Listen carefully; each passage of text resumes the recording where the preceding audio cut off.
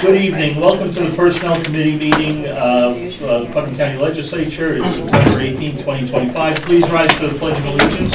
Legislator Goldman, will you lead us, please? Allegiance to the flag of the United States of America and to the republic for which it stands, one nation under God, indivisible, with liberty and justice for all. Roll call. Legislator Adonisio. Present. Legislator Goulman. Present. Chairman Yonke. Present. Item number 3 is the acceptance of the Personnel Committee meetings minutes July 8, 2025. I'll make a motion to accept. Seconded by the Legislator Goulman. All in favor? Aye. Item number 4 is an update. Catapult Executive Consulting Company, a salary survey. We have Mr. Eldridge, our Director of Personnel. He's got a guest with us tonight. Welcome. Adrian's here too. Yeah. Welcome. Sit here.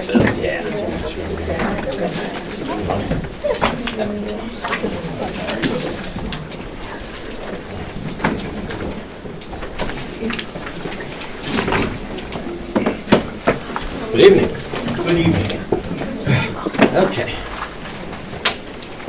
So thank you very much. I'd like to just take a moment, if I may, to just introduce you to Julia Tolkien-Jacobian. We go Julia. Just want to give you a little bit of the background kind of. Julia is a seasoned human resources and compensation leader with more than 2 decades of experience advising boards, government entities, CEOs, and executive teams on aligning pay with strategy, performance, and long-term value creation. She currently serves as principal consultant and practice leader for compensation consulting at Catapult Consulting, where she partners with organizations across governments and industries to design and implement compensation strategies that attract, retain, and motivate top talent. Julia combines her deep technical expertise in pay and incentive design with her broad leadership background to help organizations align compensation with culture, purpose, and performance.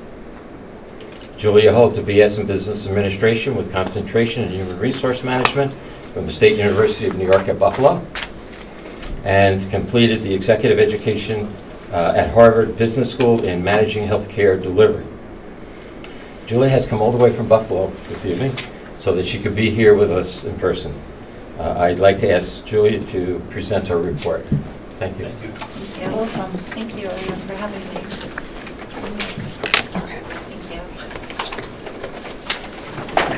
So today I put together a report that I've reviewed with Paul and the county to do an overview of the market analysis for certain benchmark positions within the county. So we did not review all of the positions in the county, but we did review a handful of CSEA positions and a handful of management confidential positions. So just an overview of what we'll review today. Look at the market analysis compensation objectives, the survey sources, the peer group, and assumptions that were used in pulling the data for this analysis. We'll then look at the CSEA base salary analysis and all the positions, the benchmark positions versus the market. And then we'll look at the management base salary analysis and a proposed management salary structure, which they do not have in place today, and proposed management range guidelines for that structure. And then finally, we have a position placement where we take the and this is for the management confidential positions, where we take each position in the county, whether they were a part of the survey or not. We use the benchmark positions to first put those positions into the survey, and then the other positions we slotted based on where the benchmark positions came out. So we did not look at compensation for all of the positions, but we used the positions that we did to slot the other positions. And again, these are all recommendations. When I spoke with Paul in the county to begin this survey, they were looking for to ensure that they were externally competitive within the local market as well as within their peer counties. They also wanted to look at internal equity across the county positions that were included in the study. We're also looking at the hierarchy of jobs. So as I said, we looked at benchmark positions, and oftentimes those benchmark positions were the maybe intermediate level, and we would look at, what was senior, what was supervisor, and so on, deputy director. And then also talk about employee communication once we looked at the market data and how we would make our recommendations based on that data, and how to communicate transparently to employees. Next slide, please. So the survey sources, peer groups, and assumptions that we used in the survey. So we used a combination of private compensation surveys as well as a peer group of local counties within the Hudson region. The survey sources we used was the Economic Research Institute Salary Assessor, the New York State Association of Counties Salary Survey, and the New York State Department of Labor Survey for the Hudson Valley.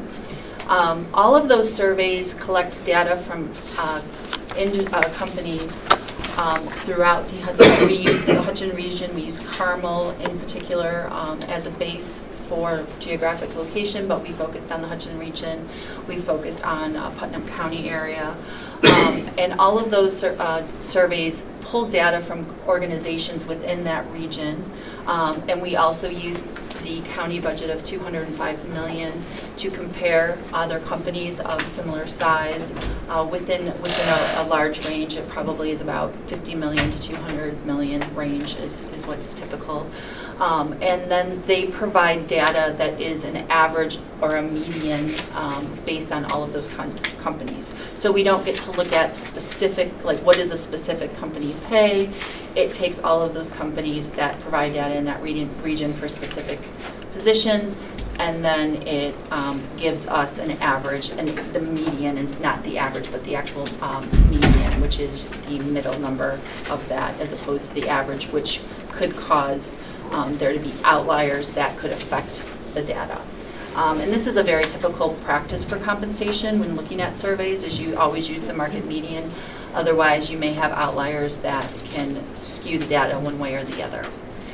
For the peer group, we used the Hudson Valley peer group. And for the purposes of this compensation report, the base salary that you'll see for all employees includes their annual rate and their longevity. So in the market data, when you're looking at the market data, private survey data or the peer group data, that only includes base salary, not longevity. But the data that we received from the county included base salary plus longevity. So in some cases, you may see that base salaries look a little bit high to market, but that could be because the longevity is included in it. And that should be just notated. The other point I will mention is that we did weight the data at, we came up with an average that we ultimately compared the data between the private survey and the peer groups. And we did weight the peer group county data at 60% and the private survey data at 40%. One other note that I'll mention is the private survey data focuses on all industries, not just governmental. It includes government, but it also includes private sector. The reason that we do this is I work with a lot of counties in New York State, and what we've been finding over the last 3 to 5 years is that there's been a lot of difficulty with some of the changes and benefits and things like that. And there's been more competition to the private sector. So a lot of counties like to look at not only what their peer counties are paying, but also what the private sector and the local market is paying. Again, we're only looking at base salary, and we're not looking at any of the other benefits that are included or retirement. But just to notate that that private sector survey data is not only counties, but also includes the general industry. We can go to the next slide. Thank you. So the public health nurse, one of the things that we were talking about when we were looking at market benchmarks is looking at a public health nurse versus a clinical nurse. So when we look at nurses in the survey data, one of the things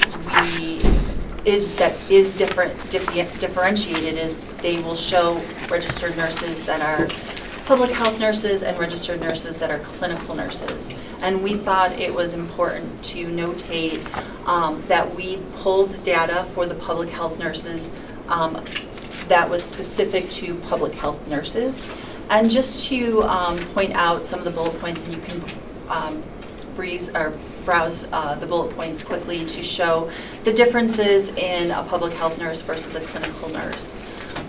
The clinical nurse is usually patient care in a hospital setting or a doctor setting. The public health nurse does do clinics. They do lots of different clinics. They're focused on public health. They're focused on education. And there is a differentiation in that pay.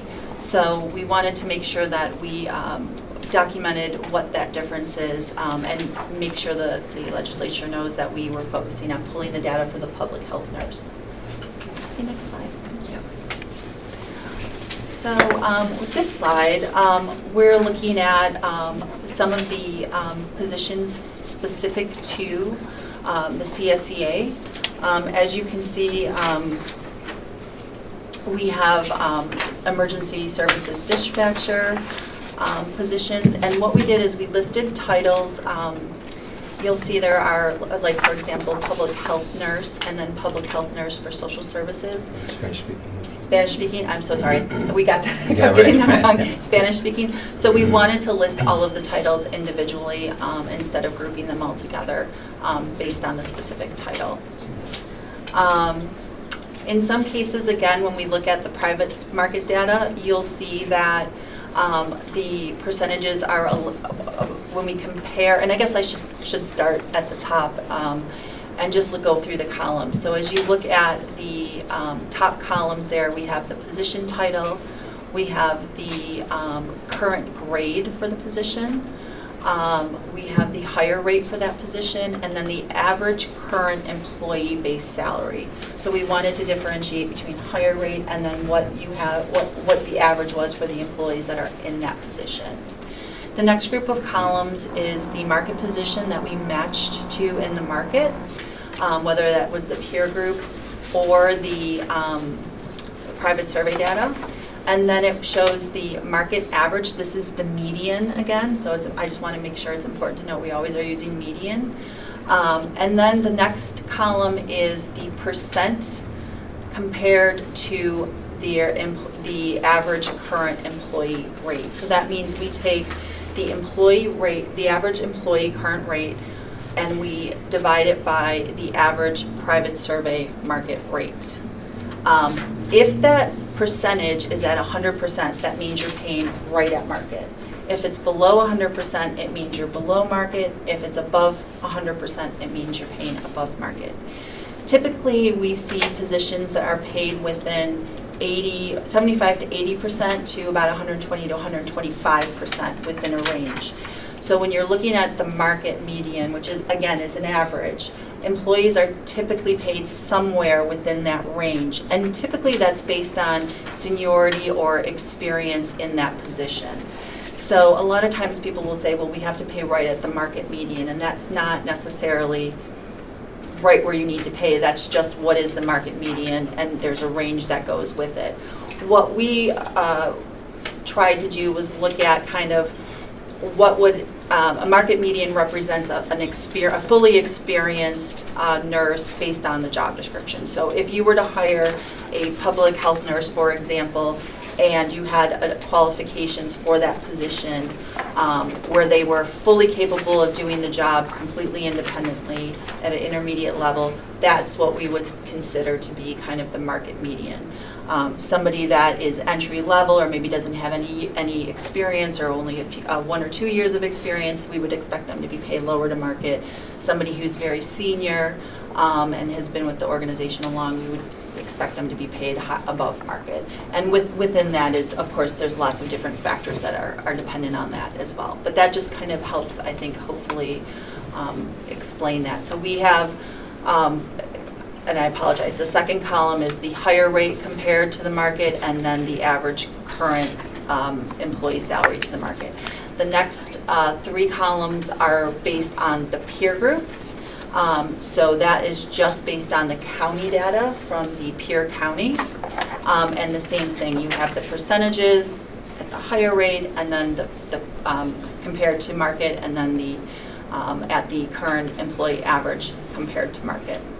And then we did an overall average, and again, we did 60% county data, 40% private survey, and came up with an average there. And then we did, again, the higher rate compared to that, and the overall employee rate compared to that. And so overall, we felt that the positions were paid well to market. We are making a recommendation for the public health nurse, including the Spanish-speaking position, to move to a grade 19 to enhance market competitiveness and address persistent recruitment and retention changes in the regional labor market. This adjustment aligns with the role with external benchmarks and comparable jurisdictions. And reflects the advanced skills and responsibilities required, supports continuity of the public health services by reducing vacancy and turnover risk. A corresponding reallocation for the public health nurse 2 position would be recommended as well to CSEA grade 20. That position was not included in our study, but just looking at the hierarchy of the positions, we make that recommendation as well. Should we wait to the, or I just have a quick question. If I could, I just want to make sure I'm understanding. By the way, it's very helpful information you're giving us here. On the base salary analysis, if we take a look at the 2 rows, public health nurse and public, Spanish speaking, I guess, and then Yes. public health nurse, both are CSEA 18s. Our beginning higher rate is $72,269. And then the average, and that works in longevity and everything, the average of our existing employees are respectively $95,650 and $88,663. It seems that, according to the market position, we're at 111% for one and 103% for the other, if we just look at the current salary base of the private base. But then if we take a look at the average current salary over on the right, we're at 121% and 112%. So even with those figures, you would still recommend that we increase them? Yes, I would. And part of the reason is the employee-based salaries, Right. the average employee-based salaries include longevity. So your longevity is, you know, you have a great longevity program, so that does skew your base salaries slightly. And so I think with the recruitment issues you've been having, I think one of the really interesting things that Putnam County is dealing with is that you have Westchester County to the south. I used to live in Westchester County years and years ago. And they, Westchester County pays very, very high for its government positions. And then, but they also have a very, very big tax base and a very big budget. So you're competing with that from a labor standpoint, but you're not, you don't have that same tax base and you don't have the same budget. And then we're looking at Rockland, which is kind of comparable to you as well. And so we're, you know, when we look at these different counties and that proximity, you have to take that into consideration that if somebody lives in Mayapack or Carmel or somewhere, that they could commute to White Plains if they wanted to for the job. So that's a factor that you have to really take into consideration. So even though you're slightly higher, again, I took into account that there's longevity in those base salaries.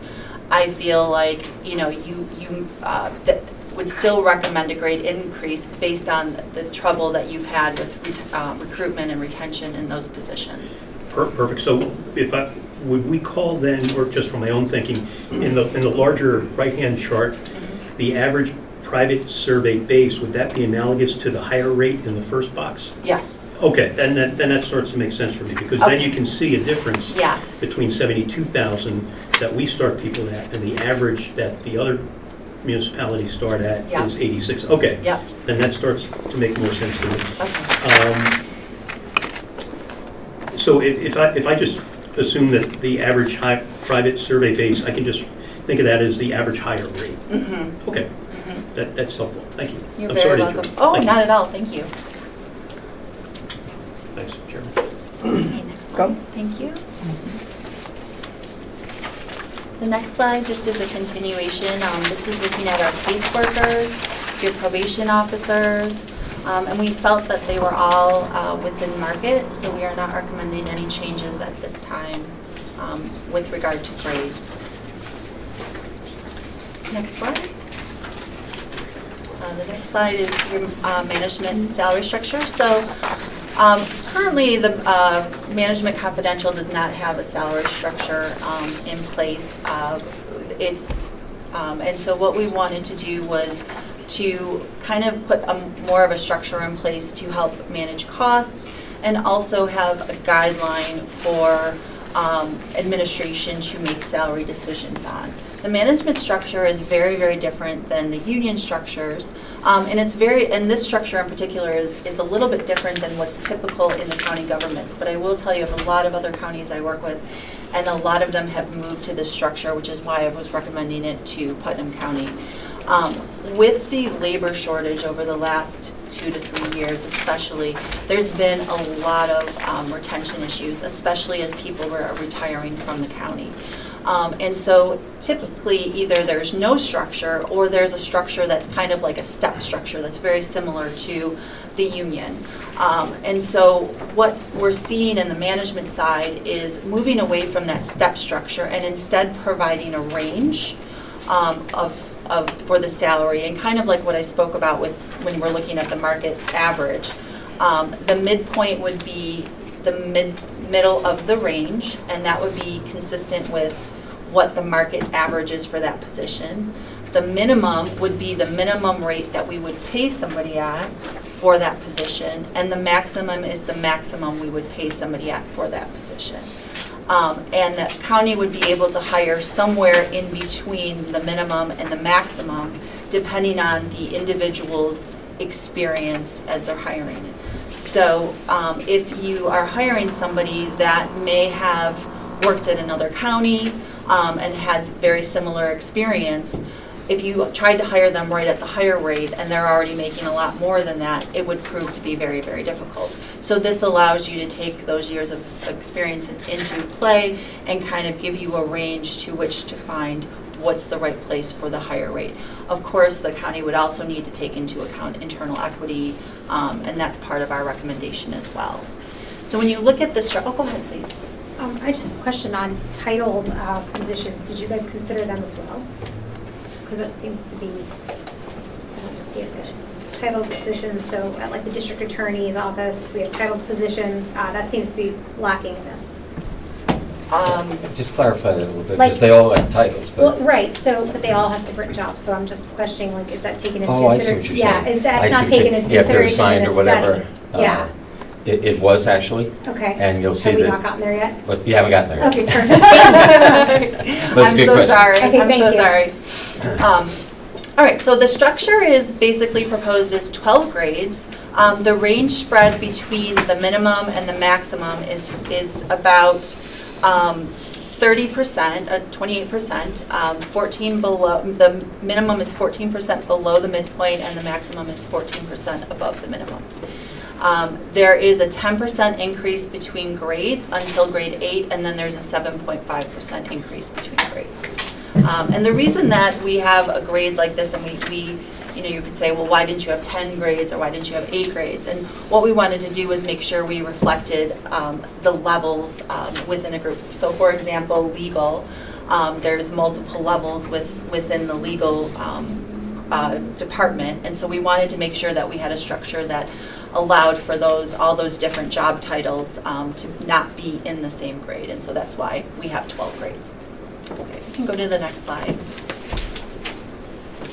And then the proposed management range guidelines, and this is the guidelines are suggestions for where you would hire somebody, how somebody would move throughout the range.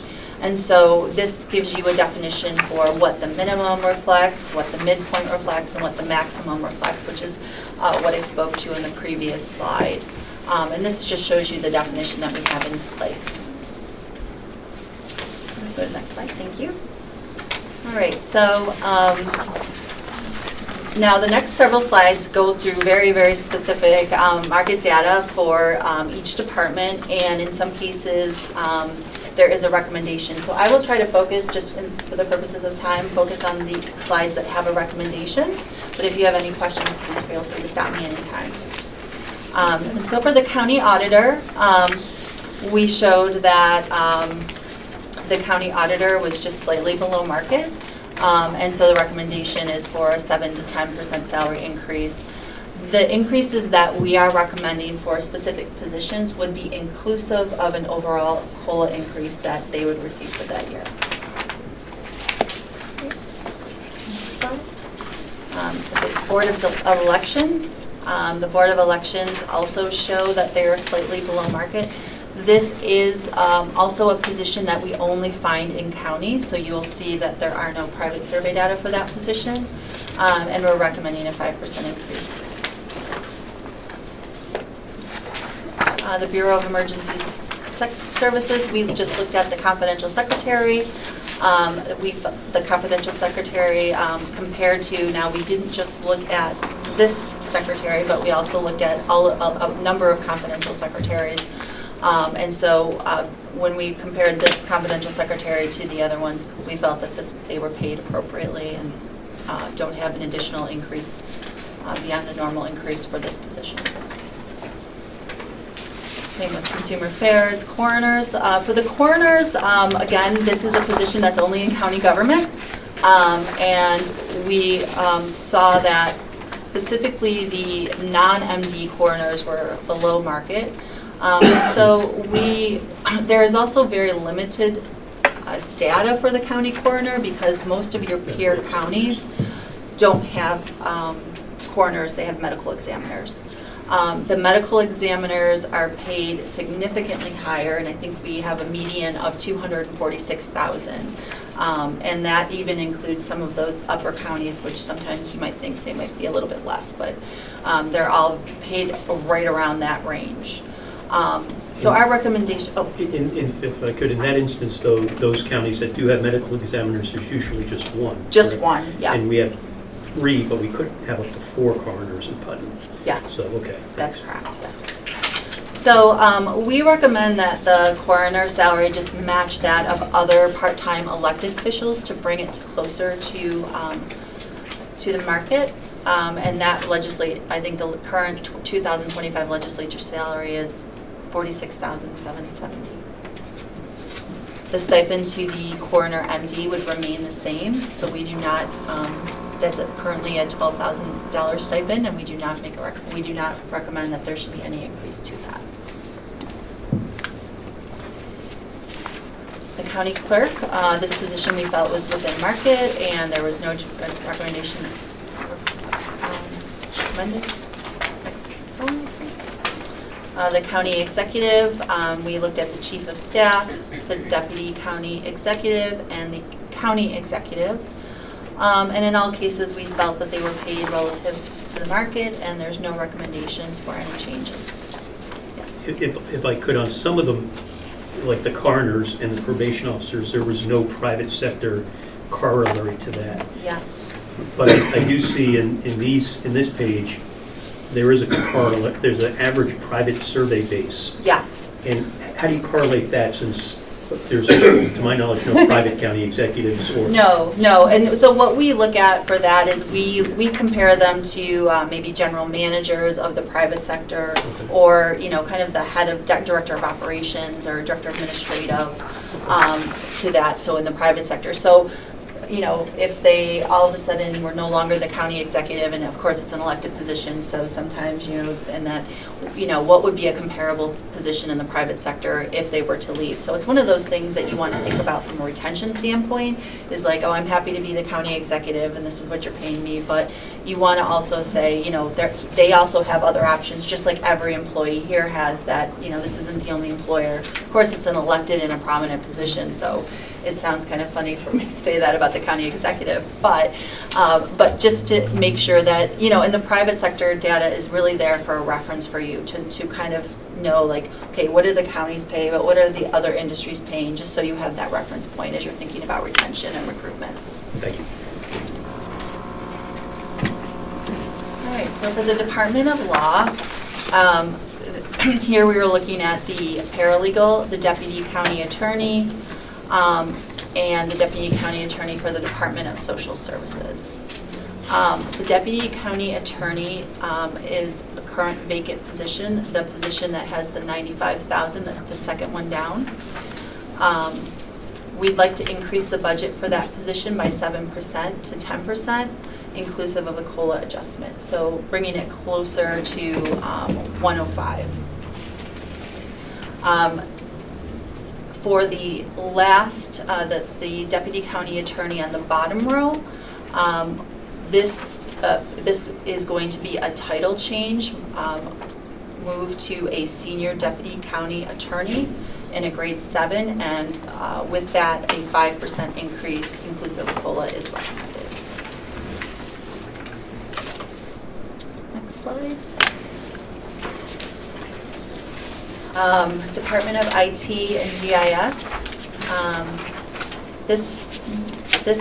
We did see some things. We had some concerns about the IT system specialist positions and their salaries. So we do have a recommendation for the top IT specialist. We would like to bring that to a minimum of grade 2, which is $68,281. It is a 28% increase inclusive of the COLA adjustment, so it is a significant increase, but that position is paid incredibly low to market for that specific individual.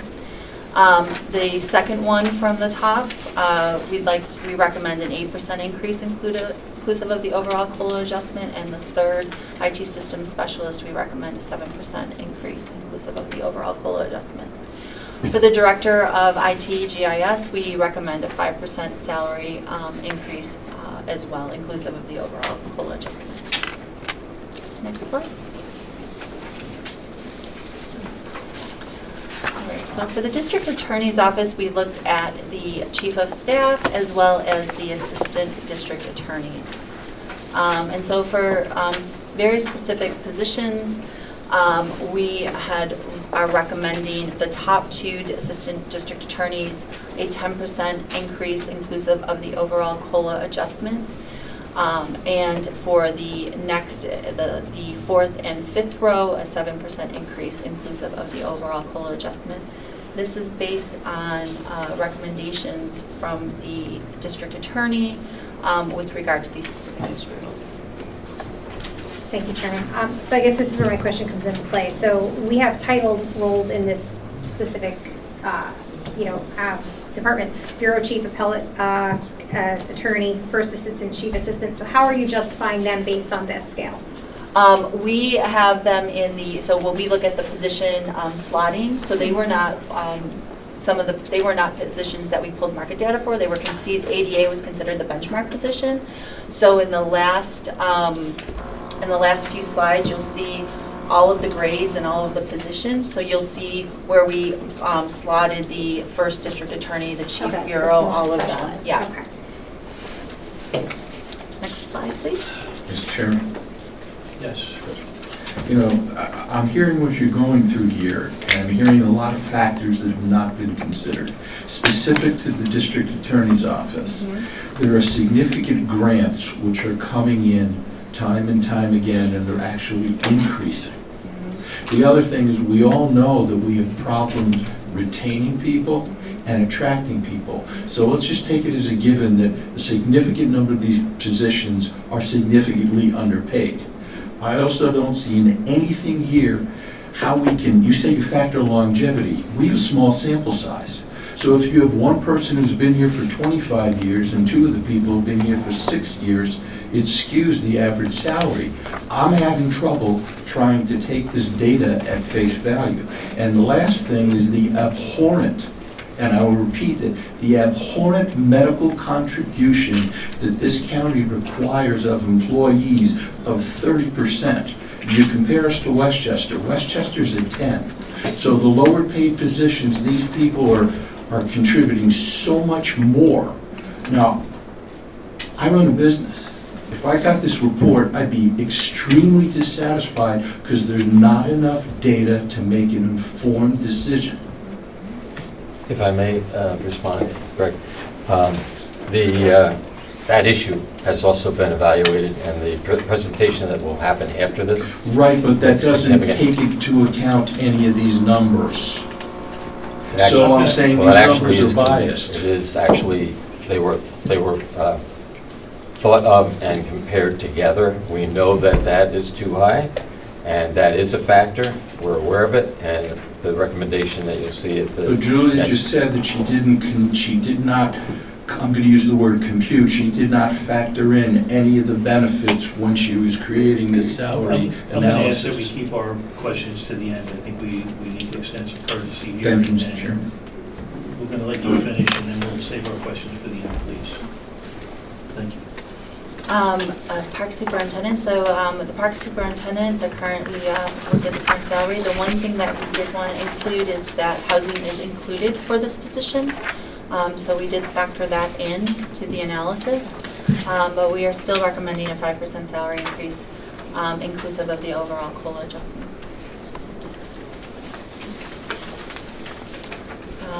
Project manager position, we felt were comparable to market, and we do not recommend any increase at this time. The Commissioner, Department of Public Works, based on the market data, we're recommending a 5% salary increase inclusive of the overall COLA adjustment. Next slide. For the Department of Finance, the Commissioner of Finance, we are recommending that they increase to match the county attorney salary, inclusive of the overall COLA adjustment, and the payroll manager, 5% increase inclusive of the overall COLA adjustment as well. Health Department, we're not recommending any additional increase at this time. County historian, there's a recommendation. The county has requested to increase those hours from 25 to 30 hours, so this would affect compensation. In the market, for the peer group, the majority of county historians are part-time and typically about 20 hours. So the her salary just based on the additional hours will increase from $45,201 to $54,241, and which is a 20% increase. And then also the position does become benefit eligible. So based on that, we're not recommending any adjustment to this position at that time. The one thing I will say about this position, just with regard to private market survey data, is the types of positions that are in the private sector are usually historians that are working for museums and things of the like. So that's typically where that data is from. The Legislature Board, we are not recommending any significant adjustment other than the normal adjustment for this. We did want to notate one of the legislature's salaries is different, and that's because they declined an increase last year. The Office for Senior Resources, again, we recommend the confidential secretary as a 5% increase, including the COLA adjustment. And this is where I spoke to before. We looked at all the confidential secretaries as a group, not just within the department, and some of them that were lower than others, we are recommending an increase for. Office of Veterans Affairs, we're not recommending an increase at this time. The Personnel Department, the Personnel Specialist, we are recommending a 5% salary increase inclusive of the COLA adjustment. Planning Department, the Commissioner of Planning and Development and Public Transportation, we are recommending a 10% salary increase, which is inclusive of the overall COLA adjustment. Probation Department, we're not recommending any additional increase at this time. The Sheriff's Department, the Fiscal Manager, we are recommending a 15% salary increase, inclusive of the overall COLA adjustment based on the market data position. Social Services, at this time, we're not recommending any increases. Same with Tourism, no increases, additional increases, and no additional increases for Youth Bureau. And so the next slides this is where I was speaking to the position placement. So this is what we did is we took the benchmark jobs that we compared to the market, and we then took the other jobs in the county, and based on similarities in responsibility, span of control, decision-making authority, the type of duties, not the specific duties, but the type of duties, education required, those factors all factored into us recommending a slotting of those positions into each grade. So here's where you'll see, as you can see, and as we went through the departments, there's several other positions in each department, and they weren't listed there. But here, all of the positions in the county are listed, and it puts them into a grade that and tries to group them so that it comes up with a range for each one of those positions based on slotting them to the benchmark positions. We did benchmark 42 positions in the county and use those to compare the other positions to it.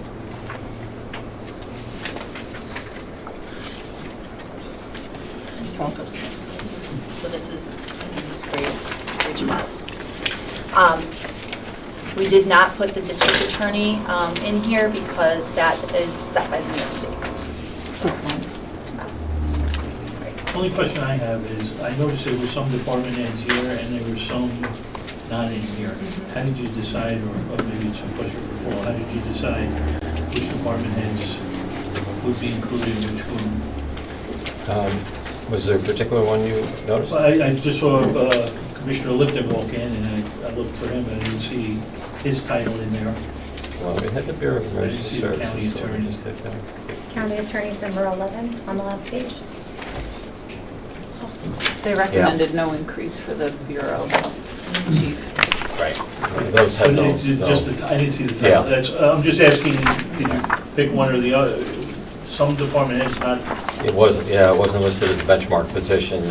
We took the position that was in that department and used that as a benchmark position, but there were a couple like that, yes. Okay. And the only other question I have is we have a lot of percentages, 106, 94. There's a dispersion there. What's an acceptable level? Or since we're working off the median, which is not necessarily the number we're trying to hit, what would you say would be acceptable, high to low?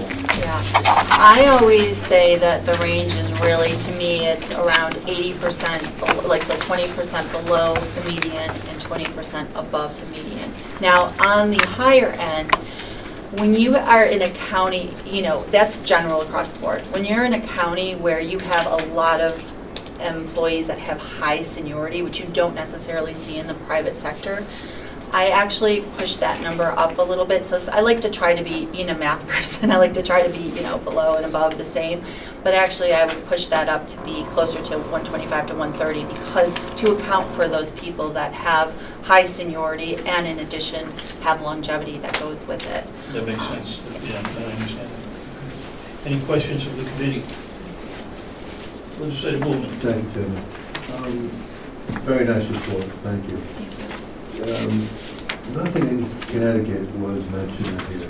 Connecticut is really just a few miles to the east of us. Is there a reason why we didn't look into Connecticut? I don't. There is no idea. county government in Connecticut. Yeah, but some of these positions are in Connecticut, so Yeah, we could have included Danbury probably in the private market study. We decided to stick with the Hudson Valley, but it's a good question, but we we don't have, any we idea do have how- some people are from they- Denver. Are we competitive with across the board? Or I could definitely pull some data to look at that and see if there's any significant difference by adding the Connecticut data in. I think we would want to stay closer to the Danbury, like northern Connecticut, just to be, because Stamford, of course, is going to be paid a lot high, much closer to like a Westchester County. But yeah, I could definitely pull that just to, Southern Massachusetts is not that far either. No, But, yeah. Connecticut, like Danbury is. Yeah. Absolutely, I can pull that data just to, and I can even spot check just to make sure the market data doesn't change significantly by adding them in. And if it does, I can definitely include them. Thank you. You're very welcome. Correct me if I'm wrong, but there are 3 types of studies, correct? There is mean, median, and full distribution analysis. The full distribution analysis, I think, gives a fair analysis also. And is there any reason that we couldn't do 2 different types of analysis to compare? Compare the data? We just used the median to compare the data, so we did not use mean. No. And the main reason for not using mean is the outliers. Right, I And understand that. yeah, so we could do that.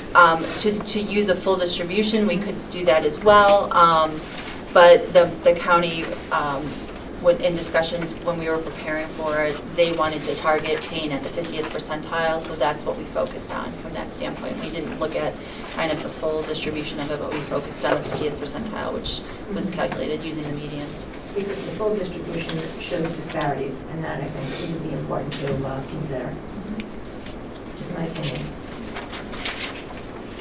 Any, Yeah, first of all, legislation? yeah, thanks so much. A great presentation. It's helpful information for us. A couple of questions I have.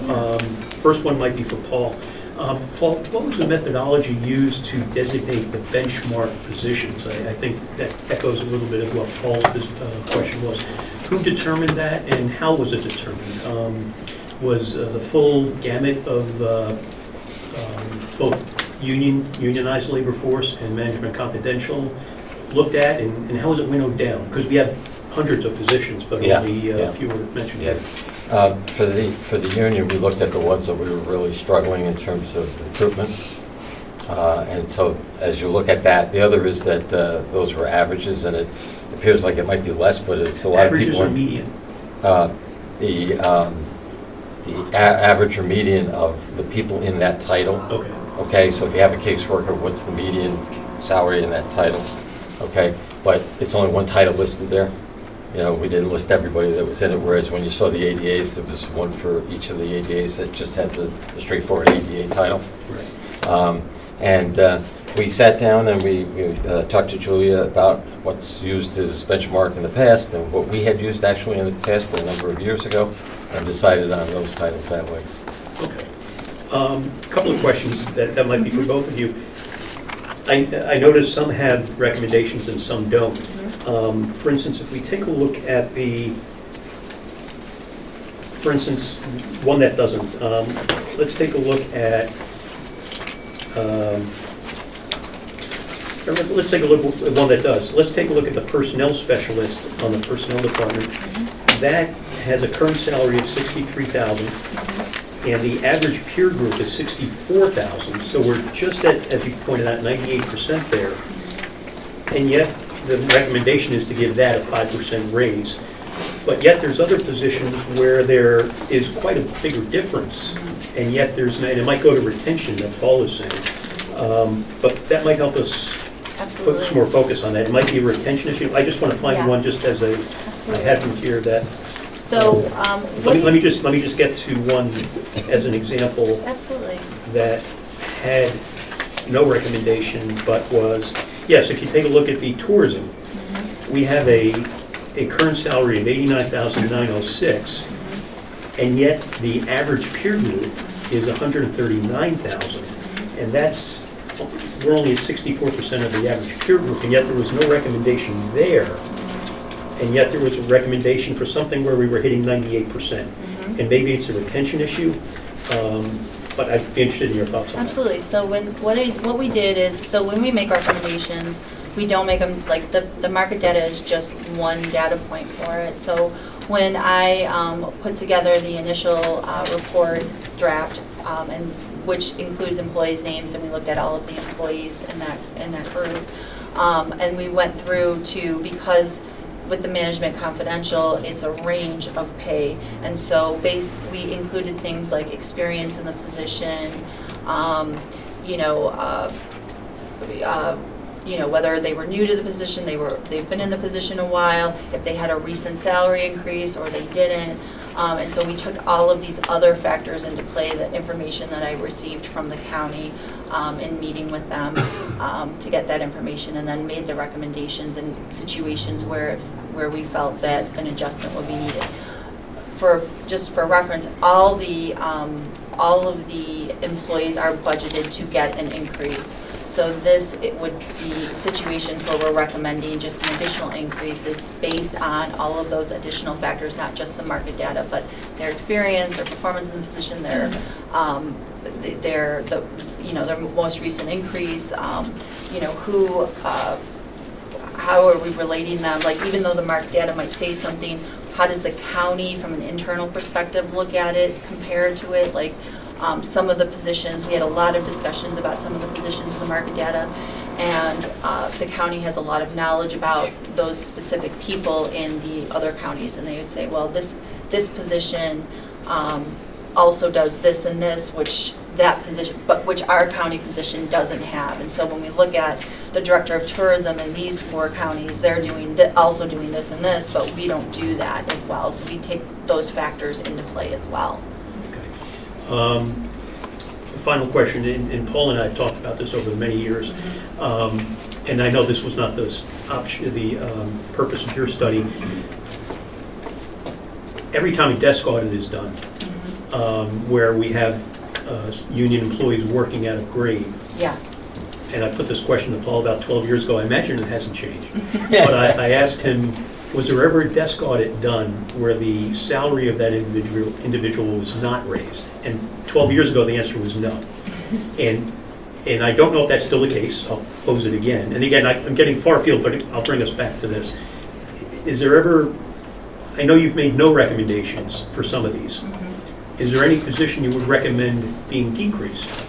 Now, obviously, union ones would present a problem, but how about management confidential? Is there any management confidential position that we're paying way out of the range that perhaps doesn't justify it? And that might not have been the focus of your study, so that could be an unfair question. Well, no, I think as a general rule, my recommendation typically is not to decrease compensation based on if somebody's in the same position, because it is, a motivating factor. And if somebody, market data is one data point to look at when you're making these decisions, and it shouldn't be the only data. It's a very significant data point because you want to know what people are paying, and there's a huge cost to the county and things like that, so you want to make sure that you're within a range. But lowering somebody's salary just because the market suddenly is paying less, and so why could that happen? Like, let's just say you hired this person at a certain rate and all of a sudden the market's raised. We're actually seeing this in some areas in the private sector and some of my clients, where you have, and especially in accounting, you have a lot of people that have been in accounting for a long period of time. All of a sudden they're retiring and new people are coming in. It's the same position, but all of a sudden the average, 3 years ago was, let's just say 80,000, and now the average is 65. And so something like that can affect that market range. So if that happened, I wouldn't necessarily say, well, if you're paying your accountant 80,000, now you should only pay him 65. What I usually say is we look at, put a hold on, like, they're paid within market. I would, if it's significantly higher than market, you could look at not giving them an increase for a year or two if you feel like it's significantly higher than the market, and hold until that kind of, they catch up. No, I should have narrowed my question. I wasn't advocating anybody getting a pay cut. Oh, I'm sorry. I was advocating a position. And Okay. my question was strictly framed in the format of a position that should become vacant. I have Is there- definitely, yeah, I have recommended positions to be decreased. I have. Do you know, and again, this was probably not the focus of this, so Yeah. this might be an unfair question. Do you see any positions, not people, I wouldn't want to do that to anybody, Yeah. give anybody a pay cut like that, but do you see any positions that are overpaid in Putnam County government? And if the answer is we didn't look at that, that's fine. That wasn't Yeah. the focus of this study. I didn't see that any specific position was significantly overpaid. In cases where we had a higher, what we call compa ratio, which is that percentage number that we looked at, there usually was a justification for it to be higher. And in most cases, it was longevity that was causing that.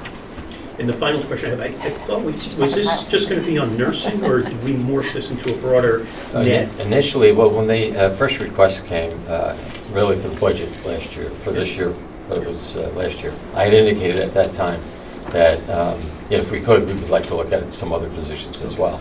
Then there was a question that came from, I think, the chair, maybe, and we responded that back in May, that we were going to look at a number of benchmark positions, probably in the range of 30 or 40. And so we did look at that.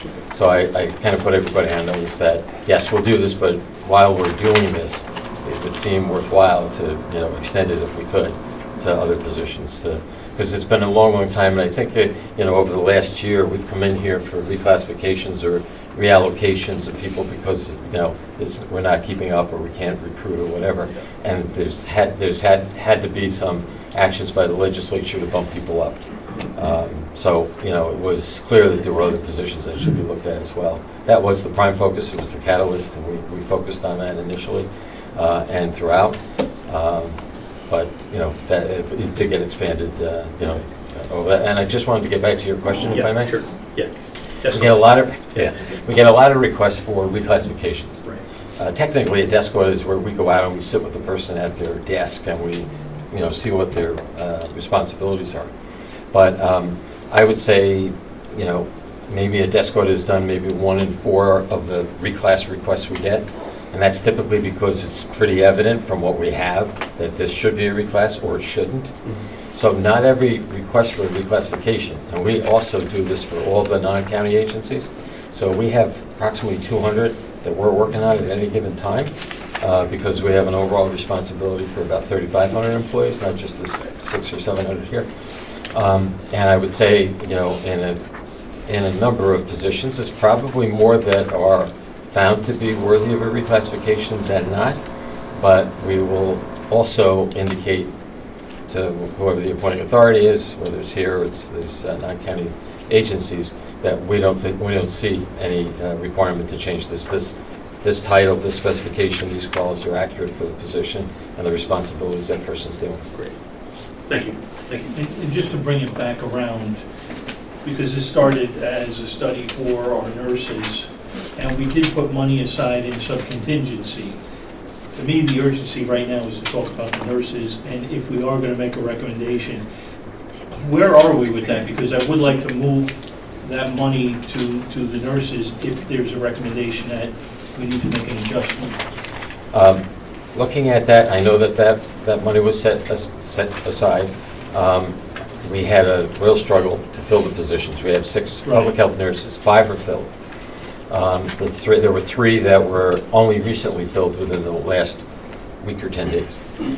Some of them are sitting here today. The reason that we recommended a change in the grade for that and for the public health nurse 2, because that's a higher level. We don't have everybody in the public health nurse 2 title at this point, but the problem was, in order for us to actually recruit folks, and some of it goes back to Greg's point of the health insurance being an impact, that we had to either recruit at step 3 or step 4. And to recruit at step 4, then the person only would get the across the board, and they'd never move up a step because they're already at the top step. So part of the rationale for recommending that it be increased in terms of the grade level is to open that up a little bit in terms of the ability to use the other steps of the grade. What about the nurses that are already working for us? Well, there's 2 others. It wasn't just to entice, Right. new employees. Well, we have 6 nursing positions. Yes. Okay, 5 are filled. 3 were recently filled within the last week to 10 days.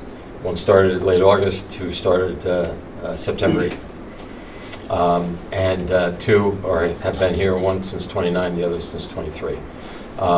And by going to that higher level, we were able to have more success. And if we get to the next item on this agenda, there's also going to be a significant change, if it's approved, in terms of the contributions that they have to make for health insurance. So that combined, and looking at the rates in the peer group, but also looking at the ones that are around us, Westchester is an outlier, but the other counties we're very competitive with in terms of the, not health insurance at the moment, but in terms of the salary, yes. Any other members of the legislature? Yes. Thank you. This was so informative for me. I'm a numbers person. I love looking at this. There are a lot that we probably already knew, and there's a lot of surprises. Just as a overall look at it, how would you, and I know you do other counties as well, how would you compare? Was there anything, were we like an outlier? How's the county doing? Are we kind of? I think you're doing really well. When I first looked at all of the benchmark positions, I have some counties where, a lot of their positions are very, very below market. Mm-hmm. And so I felt like your positions, there was a couple, and I highlighted, I didn't mention, and I should have, as I was in the report. They're yellow. If they're below 70 or 75, I think I highlighted them in yellow. But especially tech. Yeah, but that was not nearly as many. So I feel like you all, although there could be adjustments, again, we're looking at, the median is, there's so many other factors. To Greg's point, there's so many other factors. This is just looking at it from one perspective. But looking at it from that one perspective, if we look at the range, Paul, as you mentioned, I think you are well within the range in which you pay your employees from a compensation-based salary perspective only. Right. So I think you're in good shape there, and I think there's a lot of, I think this new structure, gives you a little bit more flexibility on the management side to make adjustments as needed to attract and retain employees. Thank you. Legislator Elder. Oh, geez, thanks. Yeah. Yeah. Can we go to the slides? So, first question, well, thank you for this great analysis and the initiative from the executive's office to this. I know this stemmed from many conversations, not in just last year's budget, but in previous budgets, and mostly from the positions of the nursing department, and really, from my perspective, the boots on the ground folks that work for the county. And that was my interest in all of this. And so with that, my first question is, I know there was a task force established to do this. Was there a legislative representative to the task force? Well, there wasn't a task force. There were a number of salary. There was not a number of people appointed. The health insurance, we had a health insurance review committee. Okay, so that's for later. Yes. Okay. First, And both of these were avenues we were traveling at the same time. Right. Because we knew there had to be a change in both. So the overview slide, my question was why we have proposed management salary structures and proposed management range guidelines, and back to the boots on the ground. I don't know that there were proposed salaries for other positions, say the boots on the ground. The union positions? Yeah. Yeah. Yeah. So the union positions, their salary structure is in their collective bargaining agreement. So we only make, so what I traditionally do with union positions is I only make recommendations if I feel like a position is in the wrong grade and there needs to be a grade adjustment. But I don't necessarily make any salary recommendations based on the specific salary for that person, because that is all negotiated in the collective bargaining agreement. I think I wouldn't agree with doing it that way, maybe, not for your work, but I think that's where lies the problem with a lot of the positions in the county.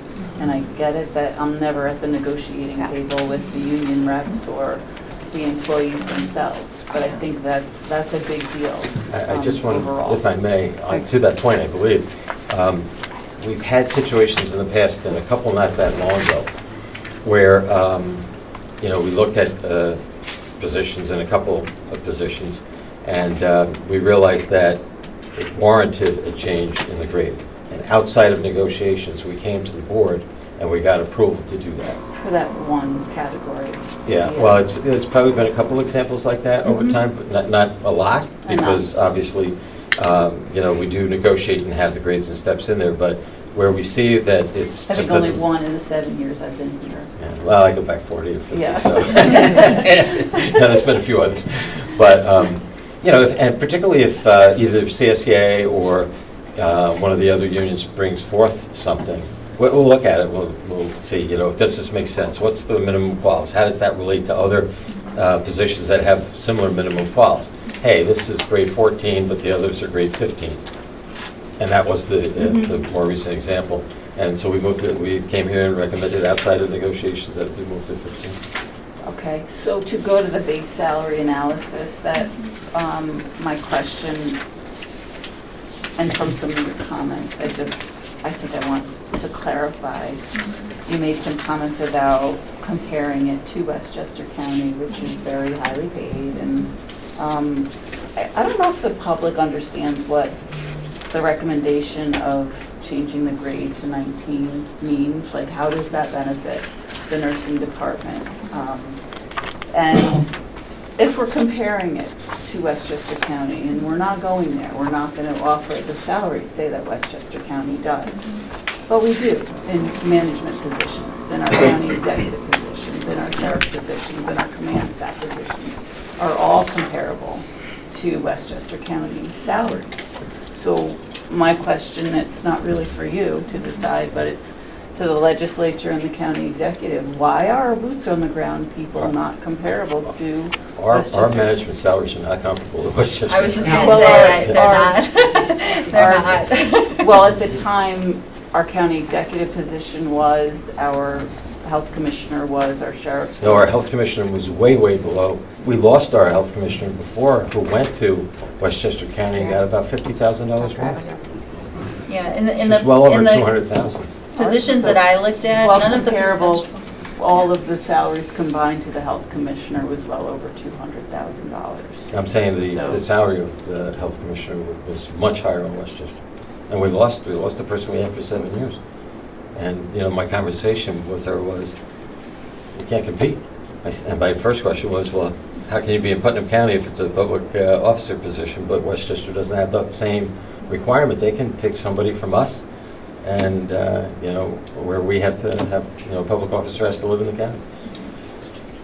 Okay, so I guess what I'm getting at in advocating for higher salaries for our boots on the ground, which I have thought for a long time, and you've heard me say it over and over again in budget negotiations and the personnel budget, is we are top heavy and our boots on the ground people suffer. That in my non-expert look at this as a coding person and looking at this like you can analyze this is, I will as we get closer to budget, that's what I see. My hope for this was more focus on, I don't think our Office of Senior Resource folks in here. Is it in here? Okay. So I will say that in the, to further Paul's point, so I did look at all the raw data for all of the positions, and I will say for the management confidential, it was very similar to the CSEA positions, that Westchester County pays significantly higher in all of those positions. I mean, they were an outlier for all, which is again why we use the market median, because it significantly would shift the data. Okay, so one note I made on the caseworker salaries, probation officers, when we were comparing, I made a note, how are these salaries and I think you stated within the market value, when the base salary for a Putnam County employee is $63,135, and the private is $72,532. So I don't see how our salaries are within the market value. Yeah, so what we do is, what we do for comparing it is we take the market data and we look at, and I think it was, I can't remember what step we compared it to in the, I want to say it's step 7 or step 4. I'm working with multiple counties right now, and so I can't remember, but whatever the step that you have in your structure that is considered, you know, like, okay, this is Fully 5 years, qualified. fully qualified. Yeah, step 4. Step 4, thank you, I apologize. No, that's okay. I just wondered where you were going. Yes, so step 4 is what we take. So we take the market data and we compare it to step 4 when we're looking at whether or not a position is within that range. So as I talked about, the market data really reflects people that are, you know, fully qualified in their position, and there's a range for it. So we try to take that and we look at step 4 and we compare it to step 4. And if we feel that that range is within that range of step 4, then we say, well, that grade is correct for that CSEA position. And so you'll see people in that position, they're going to be anywhere from step 1 to step, 10. And so if they're at step 1, they're definitely going to be low to market, and if they're at step 10. So when you're looking at the median for the people within the position, it's reflective of all of those people, so it would show them being higher or lower to the market. So that's kind of giving you then you have to dig deeper into that to say, okay, well, which step is everybody at? And that's some of the work that the county does then and make sure, but we kind of just try to compare it to that step 4 to make sure the grade is appropriate for the position, but then where they are within that grade is reflective of that, yeah. One A more. lot of complication. Yeah. One more, please, thank you. Question I've always had, and maybe you can answer it. Somewhat has to do with this, salaries, personnel items, positions. When we have the base salary, current salaries as, a caseworker or a public health nurse, that's their starting salary is $63,135, correct? Which one is this? Anyone, just Okay, compare. just So, as it is. but then, is it different with management? So say, there's not a base salary for management, maybe, because we've had in this county, say the sheriff's command staff. The new sheriff takes over, the command staff leaves. The new command staff comes in at the salary that old command staff left. Why aren't we going back to the base salary for Because there's a them? resolution that was passed by the board many years ago that say that there has to be a 7.5% from the top first sergeant to the lieutenant, and to the captain 15%. So that's a resolution from the past I think you're familiar with. That was adopted many years ago. And actually, I think we got away from it by probably accident or something. I think that's what happened. Yeah, and it We had to make up the difference. It had to make up the difference, because it's, that resolution still stands. How old is that resolution? It goes back a ways. I couldn't tell you exactly. Maybe we but need to- I have look them. into that another Yeah, day. I have them. Okay, thank Legislator you. Elmer? Thanks. I'd appreciate it if you could explain to me, and we're going back to the nurses. For the past 3 years, we've been unable to fill all the nursing positions. And now what Paul just said, which is good news, is we're getting there. But did you factor in any of these recommendations? Is there a vacant position? How long has that position been vacant? And turnover for that position? Because now I'm going to go, the law department has had a horrible time. And I don't believe the law department in my two and 3/4 years has had a full complement of attorneys since I've been here. And the other factor which I see is things such as social services and the sheriff's department, there's a TAM grant. So the public understands there's a certain amount that taxation funds the compensation. When we get grants, and a lot of these are reoccurring grants and they're guaranteed for periods of time, Putnam County is not paying for that particular sum of money. And I believe that we are in competition with Westchester and with Dutchess. And my understanding is the last few attorneys that we lost, both ADAs and the law department, they went up to Dutchess and got $15,000 increases right away. So we do have to be competitive. I think that we have to find a way to pay a fair compensation package, and we're going to get to that. Not just salaries, but also cost of benefits. So how did you factor in, or was it factored in, positions that have been consistently vacant? We do not factor that into the compensation analysis. Because the compensation analysis, I think, Greg, is really one data point for you to consider. So we pull data from the counties and we say, okay, here's where you, and we slice it and dice Well, I'll it, say right? specific to Putnam. Specific to our- Putnam our County, vacancies. right, yeah. So we look at that and we say, I'll go out and pull the peer companies and I'll pull the data, and then we provide the median and statistical analysis of it, and then we are saying this is where you stand versus the market. Now, I don't have all of that detailed information, but what I do recommend to Paul, and in our discussions that we've had, is, are you having recruitment troubles? Like, what are some things we can do? This is where the data is, and this is where you're looking at. And as we go through and make those recommendations, those discussions are had in there. Am I an expert on all the positions that you've had trouble recruiting or these different given situations? Absolutely not. So I just advise based on what the market's showing and the discussion with Paul on each specific person, and make recommendations based on that. Or sometimes I may make recommendations that, taking into consideration all of that information that I'm getting from the county. So am I taking into consideration? Yes.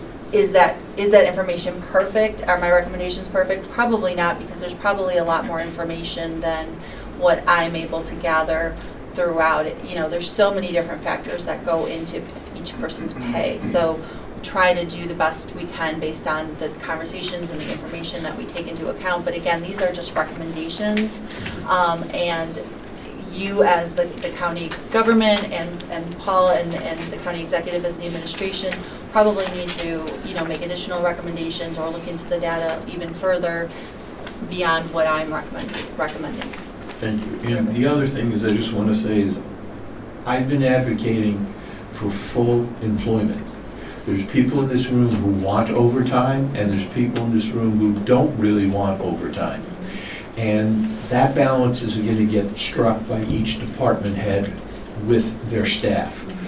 But every year, we've been putting about $10 million back into the general fund because we haven't filled positions, and we've been paying overtime. If we filled those positions, we'd probably be saving another, and the auditors are working on it now, projections between an additional 8 to 12 million. So we have somewhere between 15 to 20 million dollars that if we were paying our people fairly, everybody wins. Because going back to that statement, we're competing against Dutchess, Westchester, not just dollars. I don't know about you guys, but I want the best people. And the way to attract the best people is to give them a fair package so they're glad to come to work and do what needs to be done. This particular issue of being able to reach full employment and so forth is a statewide issue. This is why the HELPS program was brought in, because a lot of the positions are competitive. You got to give an exam. By the time somebody takes an exam, gets the results and so forth, they've got 6 other offers in other places. So the state, about 2 or 3 years ago, introduced the New York State HELPS program, Hiring Emergency Limited Program, excuse me. And we adopted that. And you'll see in some of the positions here, the word help next to it. So what we did was, and it was a very onerous process. We have to hold a public hearing, and we have to, have emergency services dispatcher help, because it has to be, the person's going to be hired on a non-competitive basis. So they They don't have to come off the list. They can be hired on a non-competitive basis. We did that with caseworker. We've done that with a number of positions. But whether you look at those that we're having trouble with, that we've been able to at least take that measure or that opportunity to get others in, and that has been helpful. However, there's also been a problem with those folks really staying. That, you know, they're not as, I don't know, maybe committed or something, but you know, it's hard to keep those people. The other is things like, particularly like correction officer. We've struggled with that for a long time. When I talk to Dutchess, I talk to Orange, I talk to Rockland, I talk to the other counties, they have the identical problem. Not only that, but we have less people taking the exams, and I think that that's something going on in, you know, in terms of law enforcement. You know, they're not as popular positions as they used to be. And, you know, it's a tough job. It's a difficult job to do. But if you look at the numbers of people that apply, not only are the numbers down in terms of taking the exam for corrections and police, and they have to come off the list. I can't have a police officer help. You know, we just, we have less people, and in all honesty, particularly for correction officer, a lower quality. So it's very, very difficult. And I work with the Sheriff's Department very closely, particularly with the correction officers.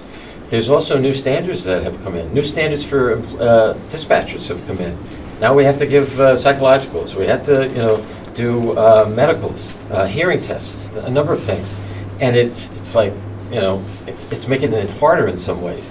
And you want to have the best people, and I think we have a lot of absolutely fantastic people here. And, you know, the people that we have and that we can keep are doing very, very well. But these are other things that are difficult, is the number of exams, for example. It used to be, now I've been doing psychologicals for police officer candidates since 2006. It only became required in 2023 under the DCJS, Division of Criminal Justice Services. There's a pretty high failure rate on some of those. We have to do a lie detector test as well? No? They do a polygraph. Yeah, polygraph they use. They do a polygraph. That's optional still under DCJS. We do it. As the deputy and corrections? Yes, for both.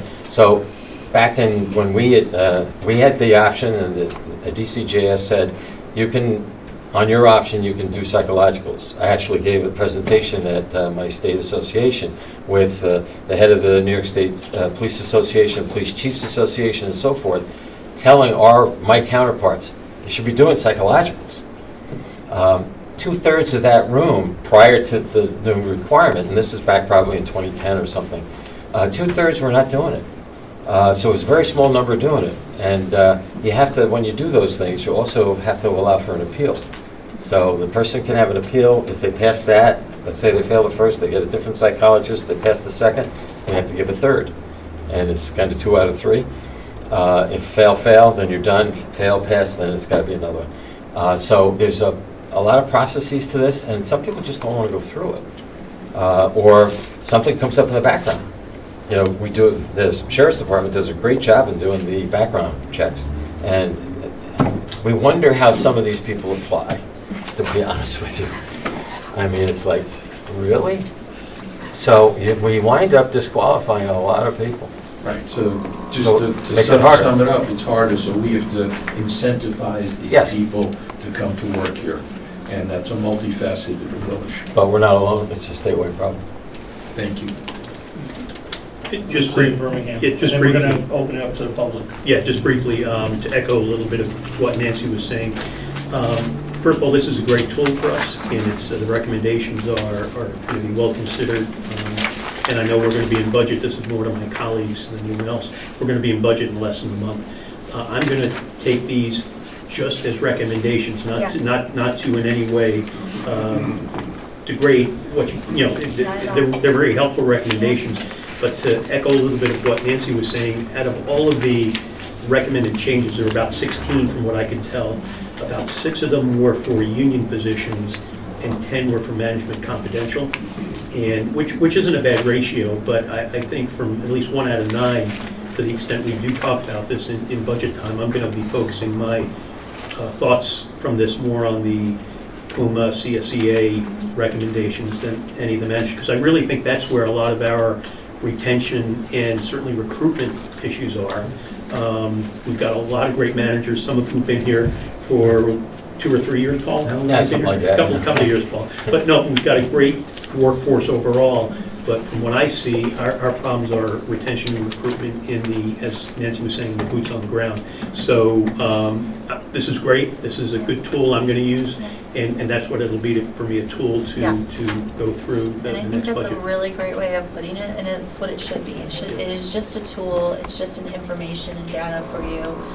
Decisions should be made taking into account a lot of other different factors. Because these just cover the benchmarks too, there's other positions out there that we're not covering. So this just gives you another data point, another tool to use in your overall consideration. Thank you. Any member of the public wishing to speak, please step to the podium. State your name and the town you reside in. My name is Kathy Brocacello. Hi, Kat. Hi, Paul. I reside in Putnam, born and raised. And I'm the nursing supervisor at the health department. I have been with the county for 43 years. I know you're all going, oh my God, why doesn't she leave? Not me. So I just want to, nurses are a little bit of an outlier because what happened, COVID happened. And when COVID happened, after COVID happened, all the COVID monies that came in, most counties used those monies and increased their nursing salaries. The hospitals increased their nursing salaries. Like everybody increased except Putnam. The COVID money was not used for that reason, which kind of set us back a little bit. And as Paul stated, we've hired on step 4 the past several times. We were lucky enough at 4 vacancies. I have 1 vacancy left, just 1.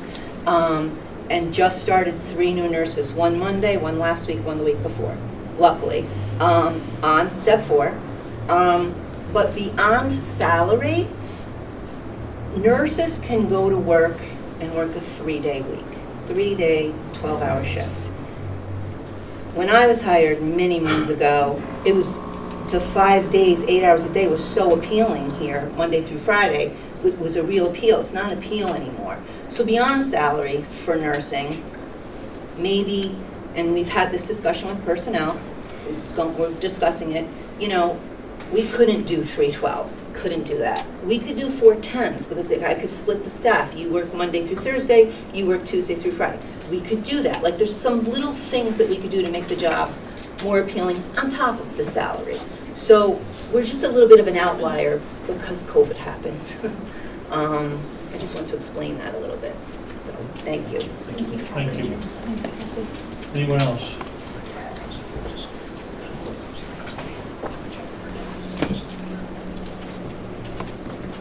Hi, my name's Connie McCormick. I'm one of the new nurses at the Public Health Department.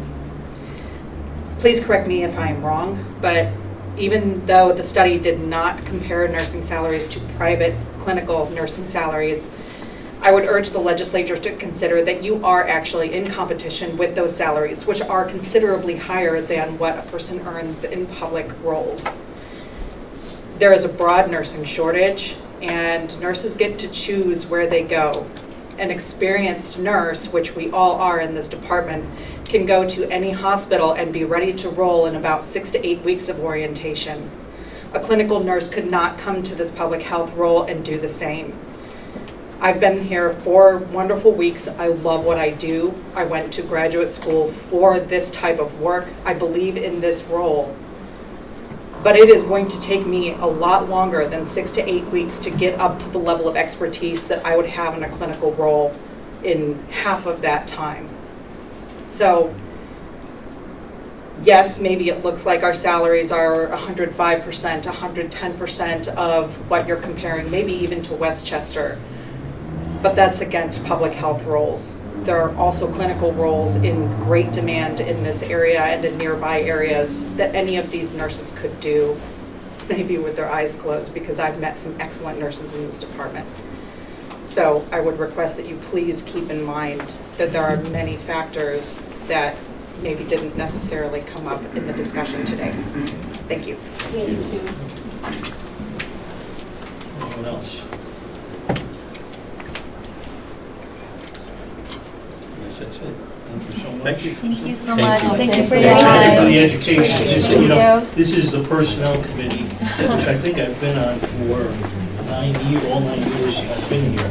And this is probably one of the most important presentations we've had in those 9 years. Oh, thank you so much. I really appreciate that. And it's been such a pleasure to meet you all, and you all had great questions. Thank It's a you. pleasure to Thanks. be here. I Thank think I'll you. have more before the budget comes out. That's good. Questions are good. Questions and discussions, I think, are always a great thing. So, have a great day. Enjoy that part of it. I'm going to say go Bills because I'm from Buffalo.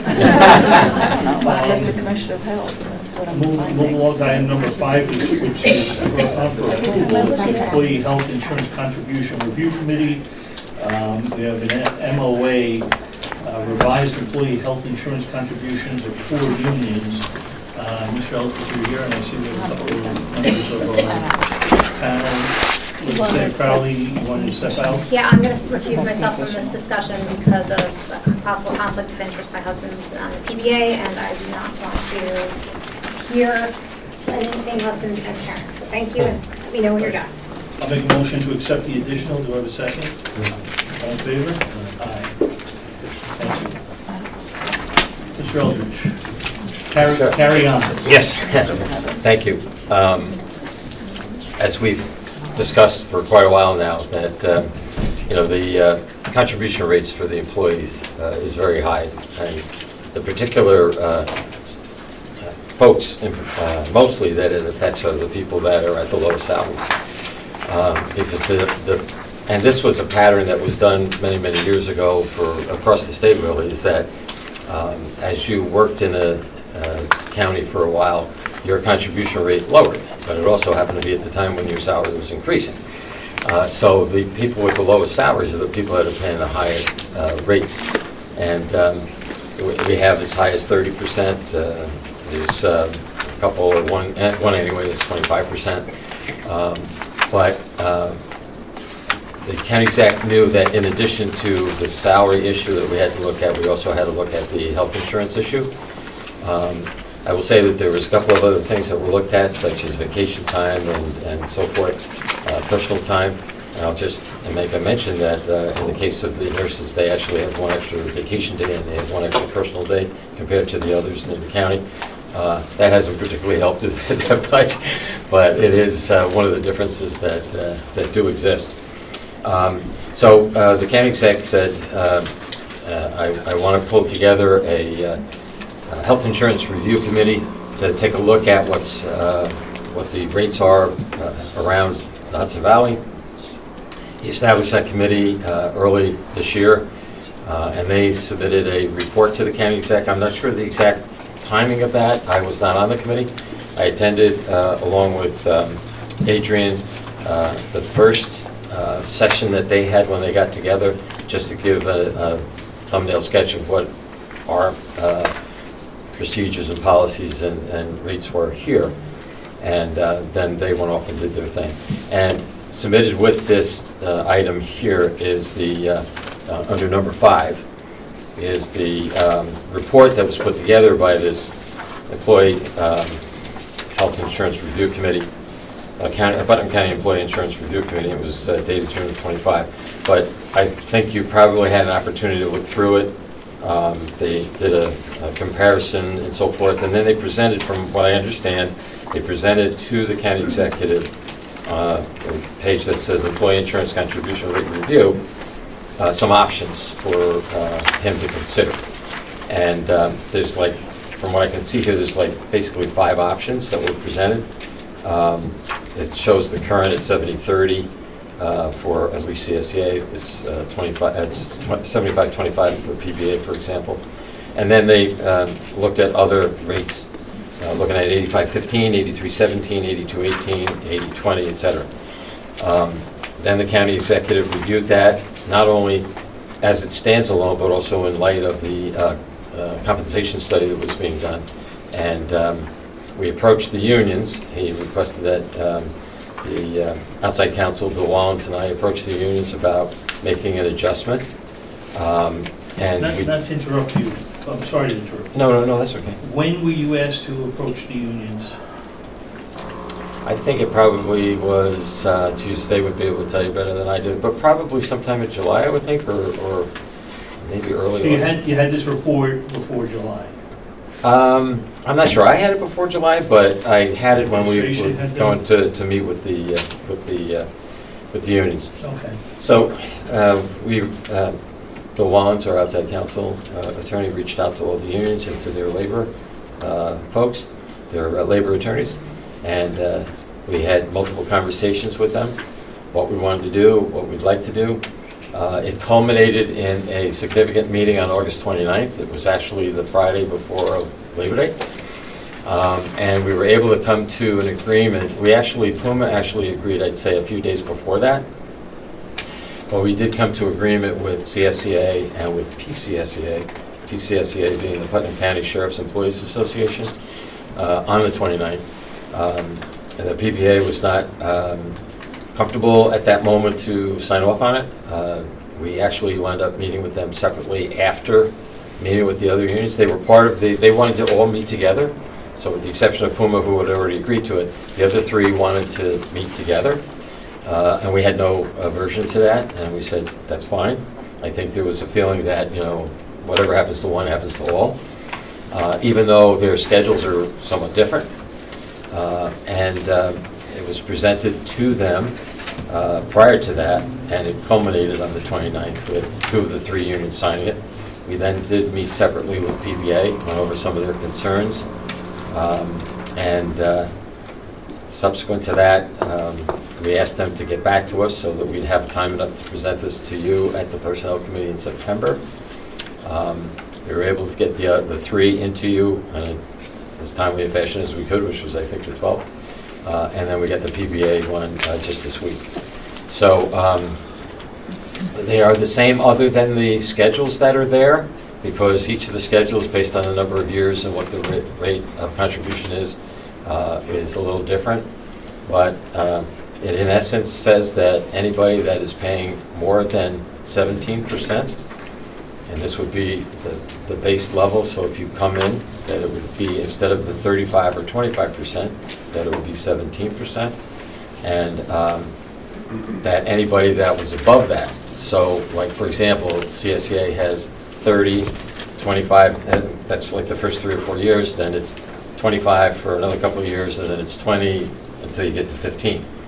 So we said what we will do is we'll lower any of them that are over 17 down to 17, and you'll continue to go through the remaining steps. So if it's 15, a couple of years thereafter or whatever it is, by the years that are outlined in the contract. And, the same for all the unions, they would proceed through the scale. So we did, and on Vice Council, we did drafted up a memorandum of agreement. Like I said, it was signed off by 3 of the 4 unions, and the 4th one just this week. And we had conversations, discussions, and all have come to agree with that. So we present those 4 MOAs. I would think certainly if you have any other questions, I'll be happy to answer them. It's going to affect a lot of people in the county. Out of the 612 positions that are filled with people that are working either 30 or more hours per week, 225 will be in a better position in terms of their contributions. And it was well received by the unions. There were numerous questions about the exigent circumstances that are in there. But at the meeting on that Friday before Labor Day, Kevin looked around the room, and so did John Churko, and they wanted to know, well, what would an exigent circumstance be? Has there ever been one in the county? And Kevin said, well, if anybody knows, maybe we can ask that of Paul. And the last time that I would say we had a circumstance like that was 34 years ago, in 1991, September 20th of 1991. It was the first year that County Executive Bondi was in office. And he realized in a short period of time, and that was the first year of Bill Carlin actually being the Commissioner of Finance, and it was clear that the county was in a hole, and was going to be in a hole if we didn't take some action. So as of the 20th of that year, and it was meetings and so forth with the legislature, with all the unions, and a lot of options proposed. The end result was there were 64 vacant positions that were eliminated, and this was because of a deficit, about a $6 million deficit at that point. So there were 64 vacant positions were eliminated. We offered an early retirement incentive, and we had a number of people that opted into that. And there were layoffs of 33 people at that point. That's 34 years ago. Since that time, I think we've done better in terms of our finances. And, we've not had anything like that. And I honestly don't believe that we'll have any in the next couple of years during the life of these agreements. Knock on wood, where is that? The unions will be up for renegotiating the next ones. I believe the PBA is the first one that would be in 2028, because their contract's through 27. The others are through 28, so that would be 29. And, I would assume that there would be a request on the part of the union at that point to maybe memorialize this or something else or whatever. But certainly this is an interim step to, get us on the right track in terms of filling all those vacant positions and so forth.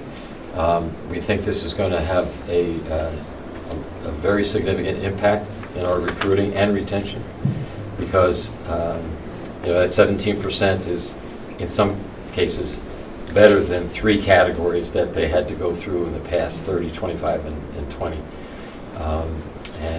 We would hope that you would consider it and approve it. What's the cost of this? If you look at the chart, Yep. there is a estimation of that, and each one of the options that are being considered, they're calling it the additional workforce investment. You can see the numbers there for the various levels, and it kind of goes down, obviously, as the employees would contribute more. And I think there's not much of a difference between the employees contributing 15% and 17%. Right? About $120,000 for all the county, for all the employees in the county. Well, our recommendation in the what we negotiated with the unions is the 17%. They're very grateful. This is, I mean, how many years have we been talking about this? Certainly the last number. Bob I would say. Tendy is coming here, and I'm going to repeat what I've said multiple times. If you took me, you, the deputy county executive, and the commissioner of finance and locked us in a room for 3 hours, with all respect to those who served on this committee, and I thank you for your work and your volunteerism, the 3 of us could have knocked this thing out, and the 4 of us could have knocked it out in 3 hours. And I just don't get why, over a very, very small percentage here, why we're not at 15%. It was one of the options that were given. That's the one that the county exec and I guess the commissioner of finance thought was the most prudent, both for the county taxpayers and also for the employees. It's a significant change. As you can see, the number is going to cost close to $1 million. It's not aimed at you. No, I understand that. It's not aimed at you. I understand that. It's no one's advocated for this issue more than I have over the last few years. I think I've served on this personnel committee from the first day I joined the legislature, which was almost 9 full years. And I've advocated for this. And I asked, at the beginning of August, I asked for an update. I was told we would be getting an update, and here we were presented with this package for approval. Well, we're required to negotiate it, and so it's a requirement to sit down with the unions and negotiate a change because it's different from what was already in the contracts. Understood, but a little confidential memo to the chair of the legislature, at the very least, that this was going. Once again, it's not aimed at you, but this is. So we're delivered this package, which, by the way, I don't agree with. And we're expected to rubber stamp it. That's how I'm looking at it right now. You could take time to evaluate it over a period of time. We would like to get this implemented as soon as possible. Paul, you can't say that you want to get it done as soon as possible when we've been screaming about this for 2 years. But we've had to negotiate it. This committee was only established in the early part of this year. Correct. And they did a lot of work, obviously, and, this, I think, is only a portion of actually all the work that they did. I think in So- fairness to our employees, we should have some time to digest and have further discussion about That it. would be up to you. Members of the committee? I agree, I would like to see that to 15%. Why can't we discuss that? I'd like to discuss, I'd like to at least have some more discussion on it. Legislator Goldman. So, the committee recommends 70%? The committee gave 5 options, as I understand it, and they're here if you want to ask them about it. So they gave the 5 If options. the members of the committee would like to speak up, please, by all means. I'd be happy to. Christopher York, for those that don't know me, I was the chief assistant in Putnam for 13 years under 2 district attorneys. I got drafted for this committee, if you will, because in 2013, when I left, I went before the Board of Legislators, and that was the time after the Blue Ribbon Committee where they upped all the healthcare contributions, and I gave a scathing discussion about how the chickens are going to come home to roost. You're not going to be able to retain people and attract people. So apparently a few people remembered that and asked if I'd come back and chair this committee.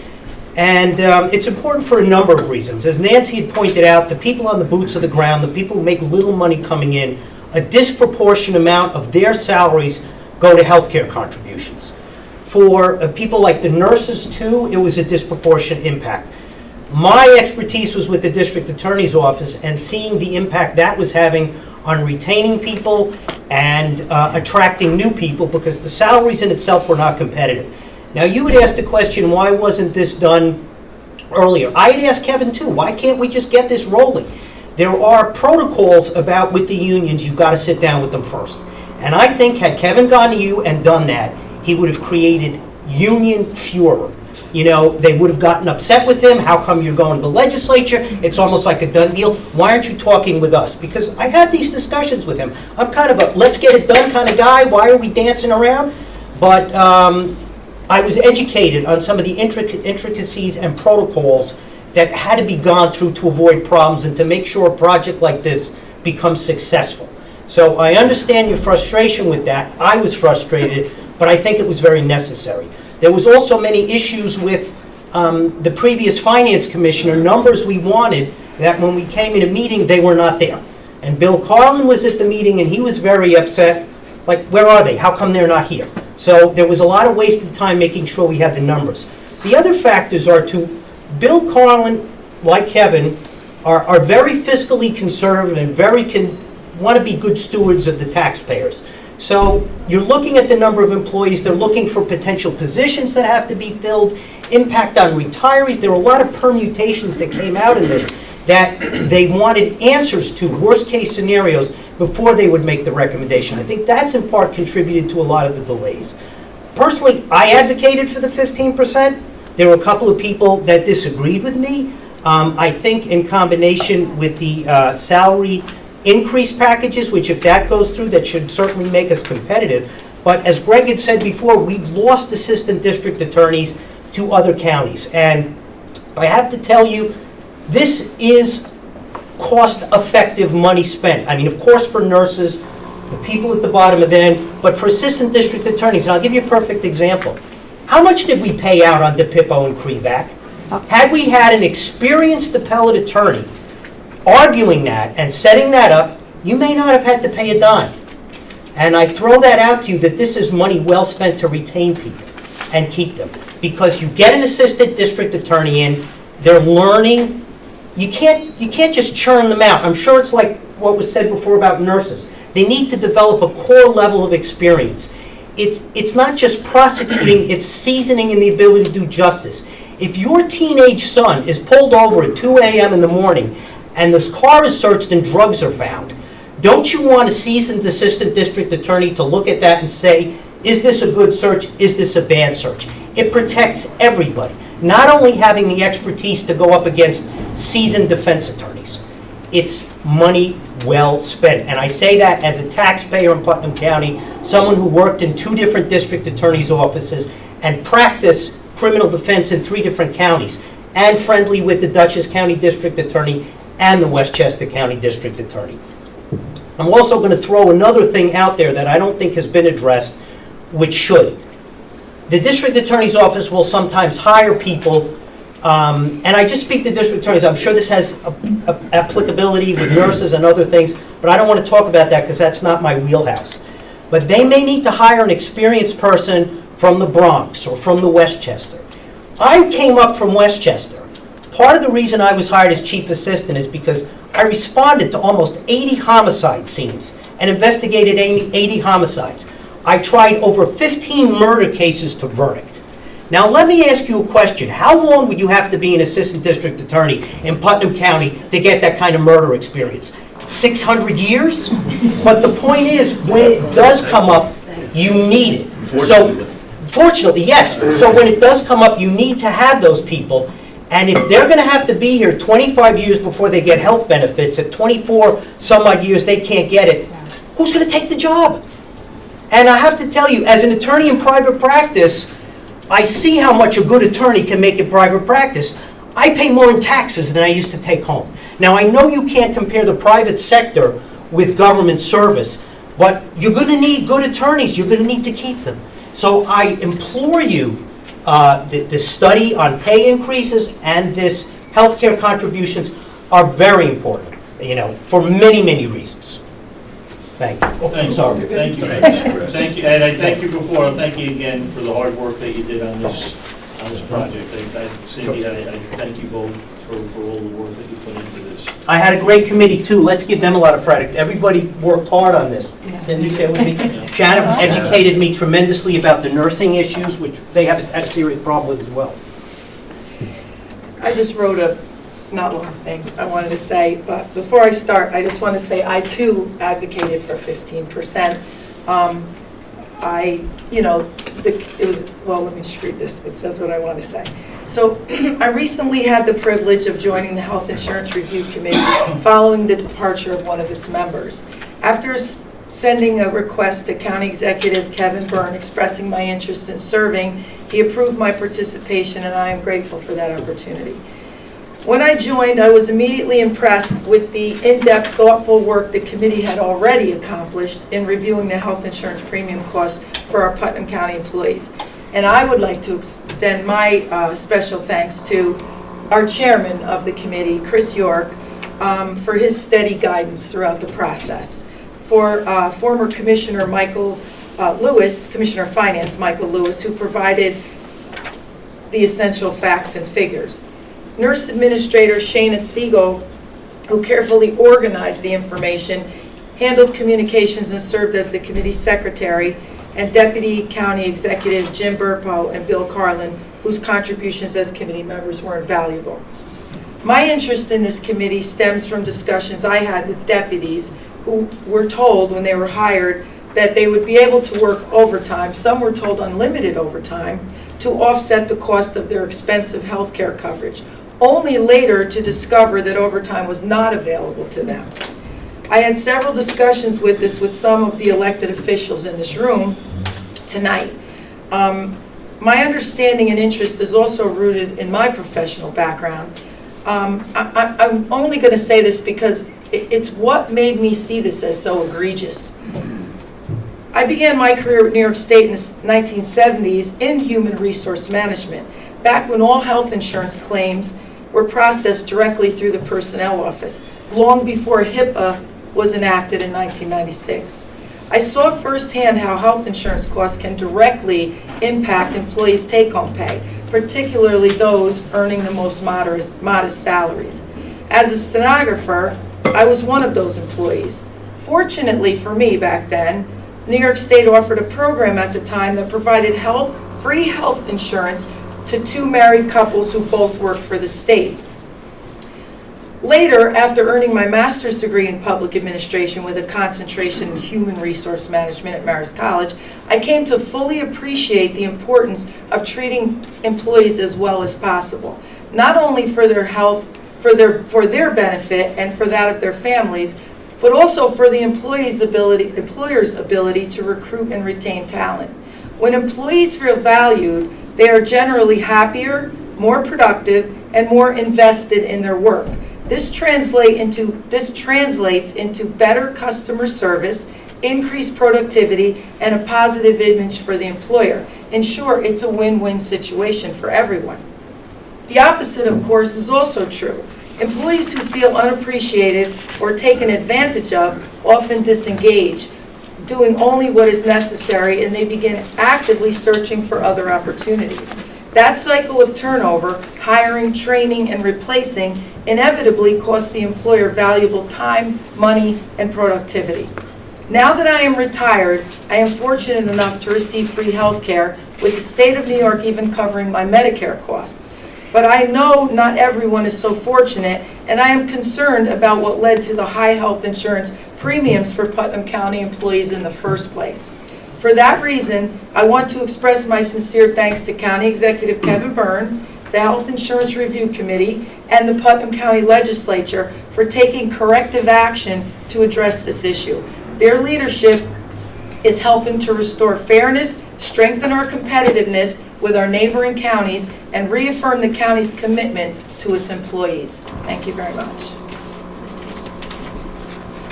Mr. Carlin, another member of the committee? Yes, the last member of the committee. First of all, I want to echo everybody's comments on thanking the committee, especially Chris. Chris did an outstanding job. Actually, the biggest argument we had was I was trying to get him to come back to work for the county, and he said no. But at any rate, you should know that the 864 is up to about $900,000 now. And if you consider a 10% increase on health insurance, which we're looking at right now, that's about $1 million. So when the committee was formed, we were to make recommendations to the county executive, but ultimately, he's the one who has to decide. He's the one who has to negotiate the MOAs, and then you get to consider it in your budget process. So you will have time to look at it. You can vote it up or down, whatever the board wants to do. That's all I have. Go back, do this through the budget process? Sure. One of these... This is going to have to be these funded for next year. The MOA actually says to be implemented as soon as possible. Yeah, it's practical, I know that, but it's going to take time to do. They have to vote it through, and the money has to be funded. That's another reason not to delay it. Well, I'd like to have some time with this and discuss with the council. If we have the will to change the 17, I'd like to be able to have a conversation about that. Yeah, two points. One is a procedural question. We have before us 4 now MOUs with each of the unions, 1 for each. They're all more confidential. All, and of course I'll defer to Heather as well. When we were approving the MOUs for the actual contract agreements earlier this year, and I want to be careful here because I don't want to, right now they're marked confidential, we were able to discuss in open session the actual terms. Are we not allowed to do that with this? And maybe I'm mistaken on that. I don't want to... They were already signed. They were, as these are. Correct. So my question next would be, I'm all for disclosure and transparency. Even our resolutions are confidential.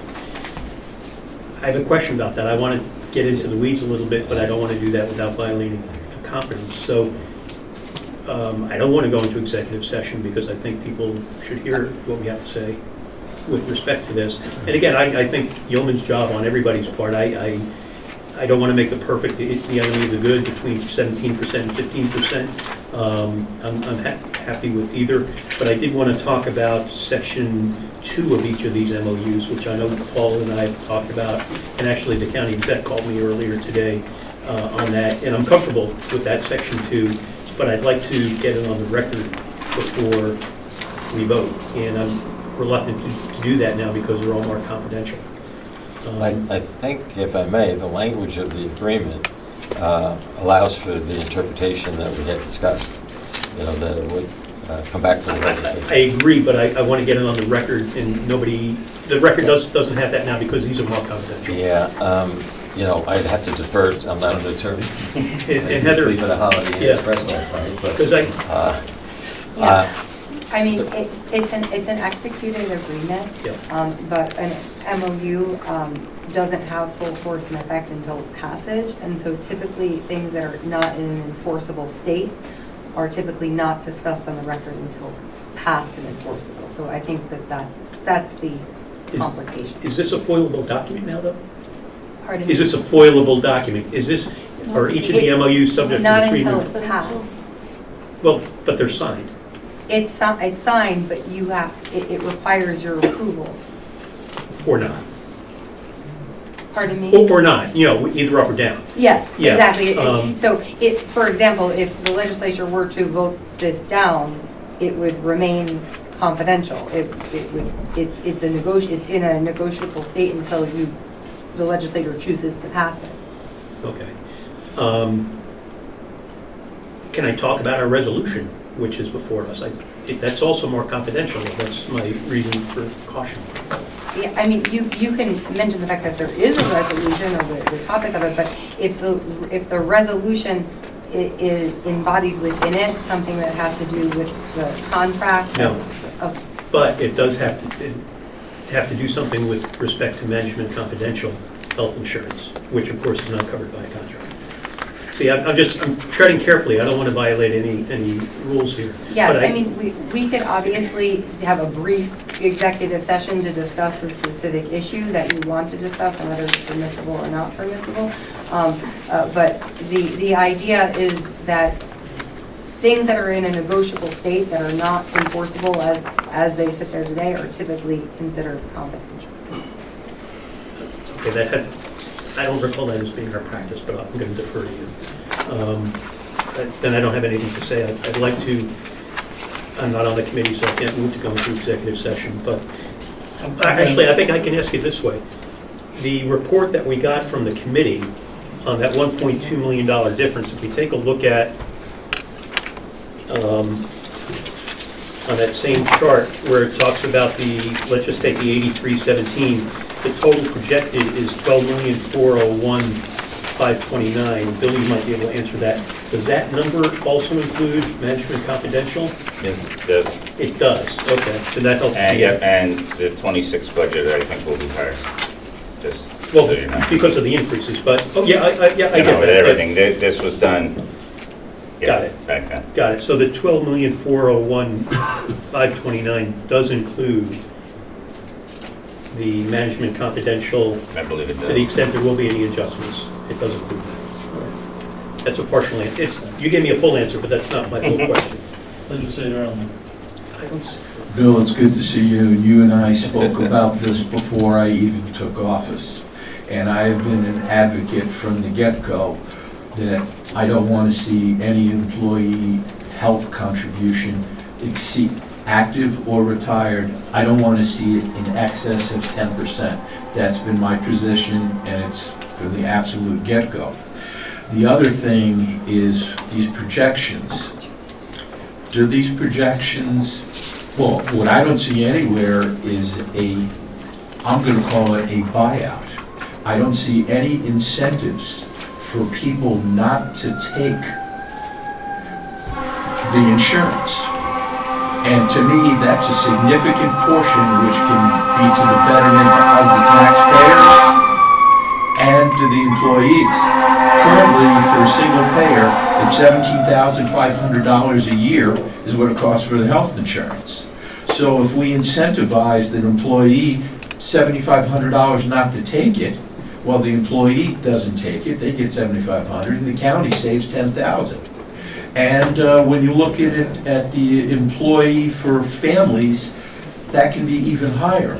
I believe that the costs can actually be reduced. And one of the big things is I know that we have people with 25 plus years who are not retiring because they can't afford the health insurance. So if we get this down, I see heads up there going yes for everybody at home. I see employees and union people, and I see financial people saying yes. So if we could get this down, we're going to have retirees, and when those people retire, the new hires are going to come in at what I believe is Tier 6. So the legacy costs for the new employees are going to be reduced. So I want to see more information. I want to get this. And I got to apologize to everybody because I made a political faux pas. About 18 months ago, I went to the county executive and I told him, hey, look, the legislature's open to really cutting this down, and I got 6 votes. And his response to me was to form this committee. And I wasn't even put on it, okay? There's a lot more moving parts. To the union people, I applaud that you were willing to take this, but I think that it can be better on all counts for employees, for taxpayers, and for retirees. Greg, can I just say something? The Yes, committee Paul. did discuss, can I, well, the committee did discuss all those other moving parts, but because it's such an overwhelming project, we talked about doing it in pieces. So the first thing was to move out as quickly as possible the reduction for the active employees, and then perhaps reconvene either this committee or a different committee at a future date to discuss buyouts and then retirees. It wasn't that we ignored all of that, we didn't. Never. We just talked about, it was such a huge, project to embark on, to take on with all of those different parts, that we thought the most important thing to move out first was this, to just provide relief to those people who are actively employed now who need this relief, and then revisit the buyouts and revisit the retirees at a later date. That's what we talked about. Exactly. Expediency of getting this done was why we didn't rule on those other moving parts. We did discuss them, though. Through Chair, I appreciate that. And I just hope you can appreciate my position as a private sector executive. I want it all. And it's been one of the most frustrating things for me is that the pace government doesn't move at. And Paul can tell me that. But I was just saying is, I get that, but I'd like to go further. This is just the point I was saying before. Look how long it took, just what Paul was saying before. Look how long it took just to do this. Right. If we had added these other parts in, we'd be looking at 2 years down the road. How many other employees would we lose? How many we would not be able to hire? This was a compromise to get a workable package ASAP. That's why you have what you have. Legislator Goldman. The committee, thank you for the work you've done. It's a good insight. Because of what you just said, I'd like to make a motion to accept the 15% now, and then moving forward, we'll work on the other things that, the cost sharing, all that kind of thing that we just discussed. You can't do that. No, well, I guess you can make a recommendation, the county executive. There's a motion. Do I have a second? All right, there's no second. Did you want to say something? Just a couple of things. We do have a buyout, but it's very, very minimal. It's not 7,500 for sure. The other is that... It's something we can review going forward. Yeah, absolutely. The other is that the vast majority of our employees need the health insurance. Right. And the other thing is, I'll be the economic black hat here. Somebody thinks somebody has to be. Retiree health insurance, that's also going up exponentially. We do an actuarial report every year. I urge you to read it. Dan knows all about it. That's why the length of service was done to where it was. People are living longer. Health insurance costs are going up. The number of retirees are going up, and you just can't outrun the math. So I don't think you're going to be looking at contributions going down in the future, unfortunately. Years down the road, you may be looking at them going up. If I may. Sure. Bill, you just brought up a great point, so could you please do the analysis that if people with 20-plus years were to retire, and then we were to have a new hire, how much of a savings would that position be? It's not a savings, it's Now you more, have you're to paying pay 2 insurances there, not one. Instead of one. Well, yeah, but If they're anything, gonna it's a- retire. We can't keep people here Pay their insurance. until they die. I mean, also the quality No, of the and workforce. good for all of us, they're not dying. Some retirees. I agree with you on there. Have it so bad, they come back to work. Right, exactly. He left the place. Legislator Adnesio, then we're going to open it up to the public. Okay, I just have a question, just for the public's knowledge, can you just tell everyone for a family of 4, what they would be paying for health insurance, what they are paying at the 30%, as opposed to now the 17%? I think I might. It's about $40,000 a year for It's a a little over 40,000. So, Just so everybody knows. about 12,000. Right. So Ballpark. it's a savings of 12,000. I just wanted It'd be significant savings. And- But for us to pick up another $1 million, it's going to save the employees $1 million. Yeah. Legislative Sage. A couple things, and I think Legislator Elner was alluding to this before. As a body of 9 legislators and with extreme interest in this issue, I think there should have been a legislative representative liaison, at least on the board. You know, that would have been probably a little easier to move things through, maybe even faster, and to see where the legislature sits and where we're going. It would have been real. I mean, I know that's after the fact, but I think that's part of our hesitation here and our need to We are really... talking to each other now, so it's good. We are. We are. You guys are pretty close at the moment, as a matter of fact. And also, I mean, just looking at the comparisons, Putnam County is way off the charts. So it's apparent that we have to do something. I know the highest in Orange is 16, so that's a little lower. Dutchess is 20% and Westchester's 20%. Are those new hires? I believe that is correct. I wasn't on the committee, but I believe that is true. Yeah, Correct. I believe that's correct. I'm not 100% Yeah, there's some, sure. But I do know with the package that's been presented tonight, we're very competitive. And on day one, the first thing that the You mean committee if knew we we were pass going to this? do. If Yes. this is... The first thing, the committee was unanimous, and the first thing we do was to lower the 30% for the new hires, the lowest salaries, paying the most insurance. I think that was the most agreed, it was to me, I won't speak for Chris, but that was the most egregious problem. And the county executives Yes. expressed that to me, and we've expressed it Yeah. to others, that that's the target audience, if you will. And, you know, it's a significant number of people. It's 225 people. Just a brief question, Yeah, I just just don't want to get to to be a vote. quick thing. Paul, today, is there any county employee that gets health insurance that's paying zero? Yes. Yes. Do you want to know who they are? It's in the contract and it's Okay. public. Yeah. PBA, so the deputy sheriffs that have 13 years or more pay zero. Got it. Okay, and that's, I'm just looking at That's something. still in your hand. here. Okay, good, yep. Thank you. Okay. That won't change. I'd like to open up any members of the public wishing to speak on this. Okay, if not, no one else? There's always one. From your channel. Good evening.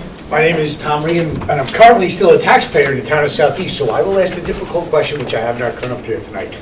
Love to be selling cars to everybody, but what kind of the contract negotiations have ever existed where there's not some ebb and flow, some give and take? My knowledge of this topic is infantile. I'm sure it's much more complicated than I understand.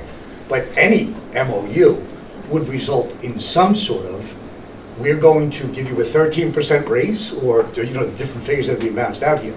Was there anything that the county was able to procure, even going forward, as a give and take? You know, we had recently negotiated the contracts, and there was a lot of give and take. Okay. This was a serious issue in terms of recruitment and retention, and it was a glaring problem that everybody has acknowledged.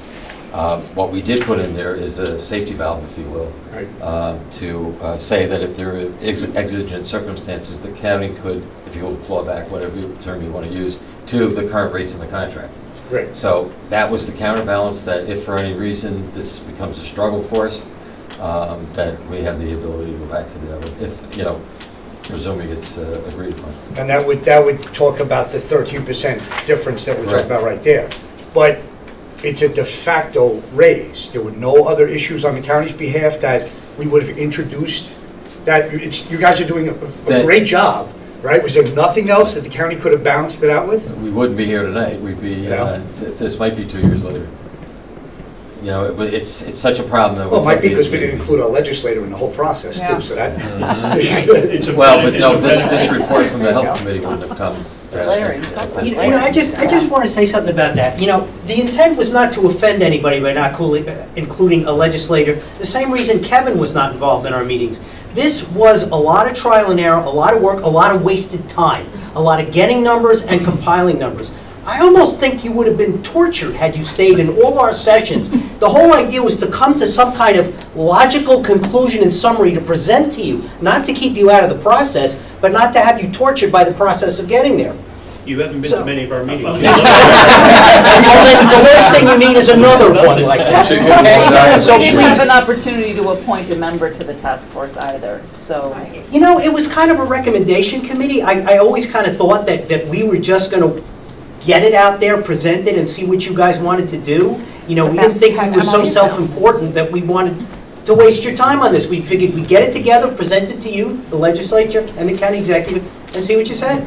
So please, don't take any offense. It was more of a time-saving thing, I think, in respect for your time, and wanted to present a final product to you rather than go through the birth of the process, which was painful.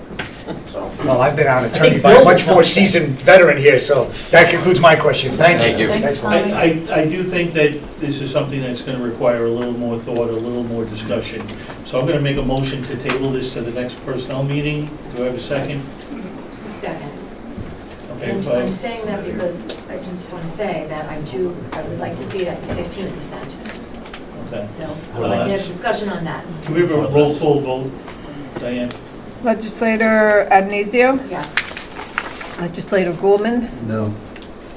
and Chairman Yonke. Yes. Motion passes. Thank you. Thank you. Thank you to you, Mr. Eldridge, and Cindy, and Chris, and Bill. Thank you. thank you. Thank you all. Good evening. Item number 6 is the... Thank you all for your time. Thank you.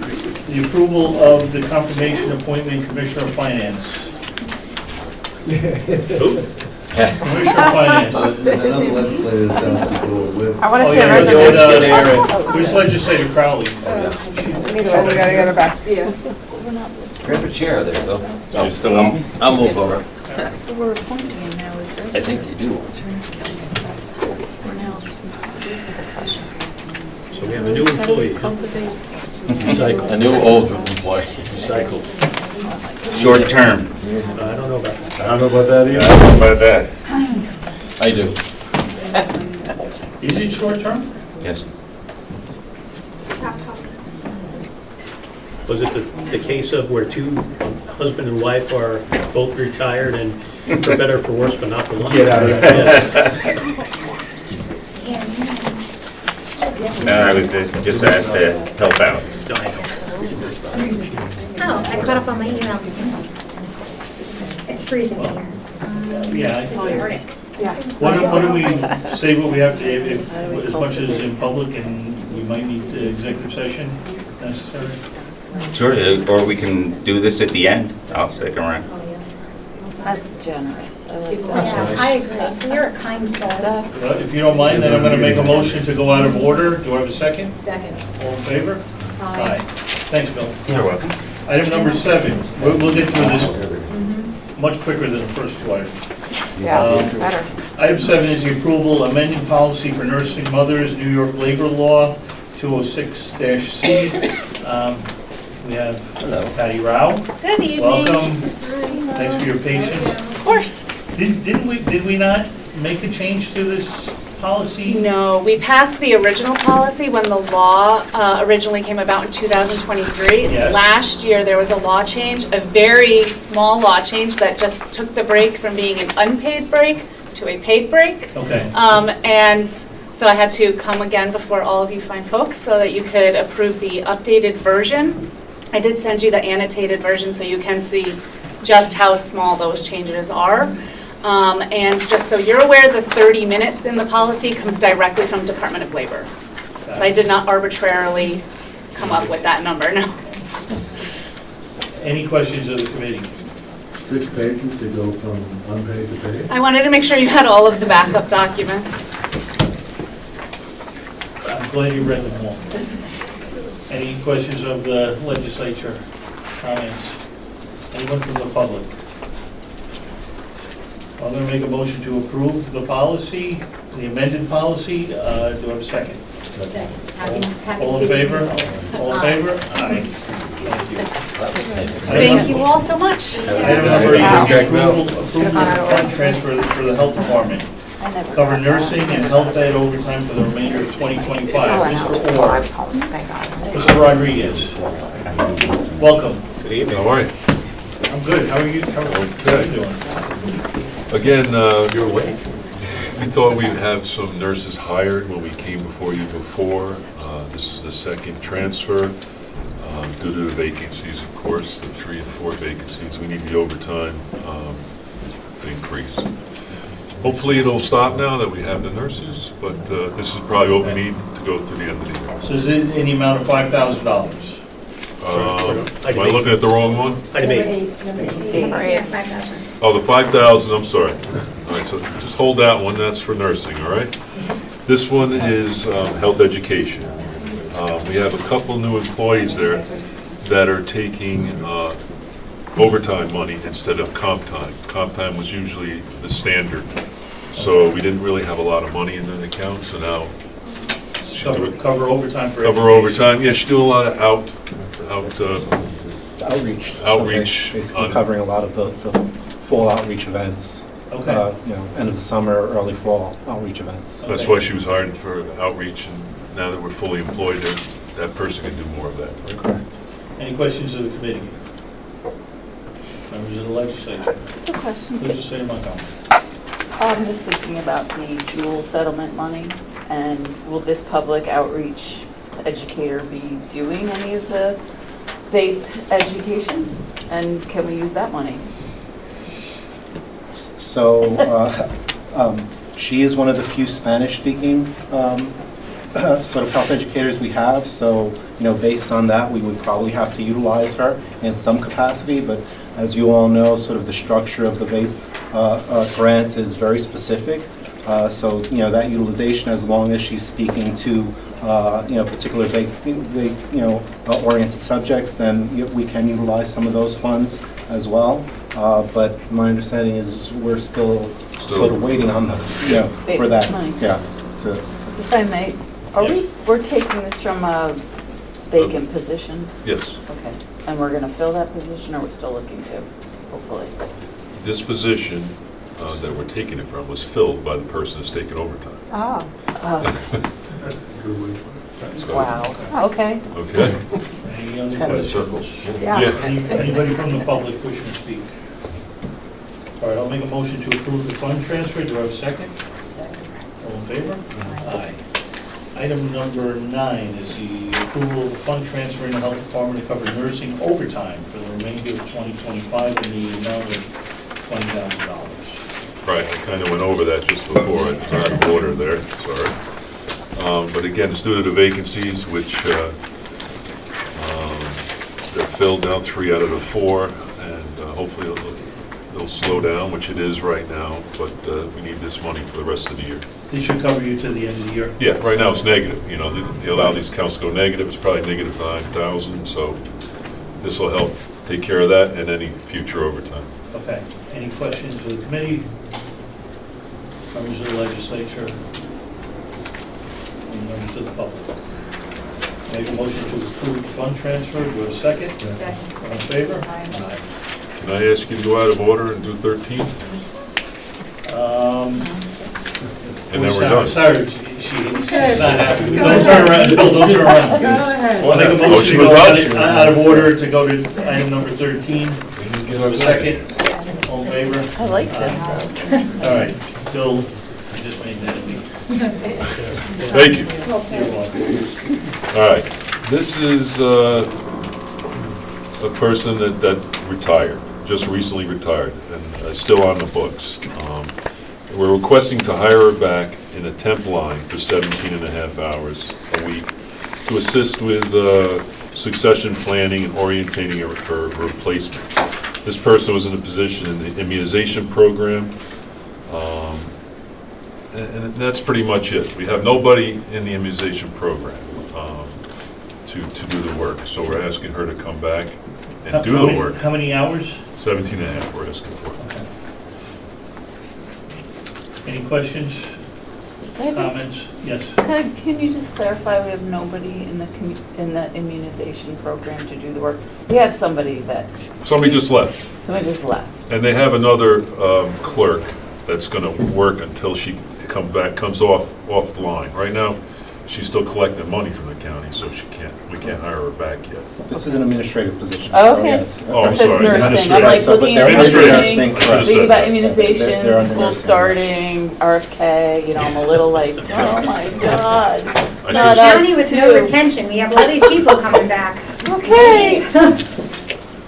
Thanks. We're still Looking at you, immunizing Bill. people in Putnam County. I see that. You know where I'm Any going. other questions of the committee, legislature, or the public? I'll make a motion to approve the fund transfer. Do I have a second? All in favor? Aye.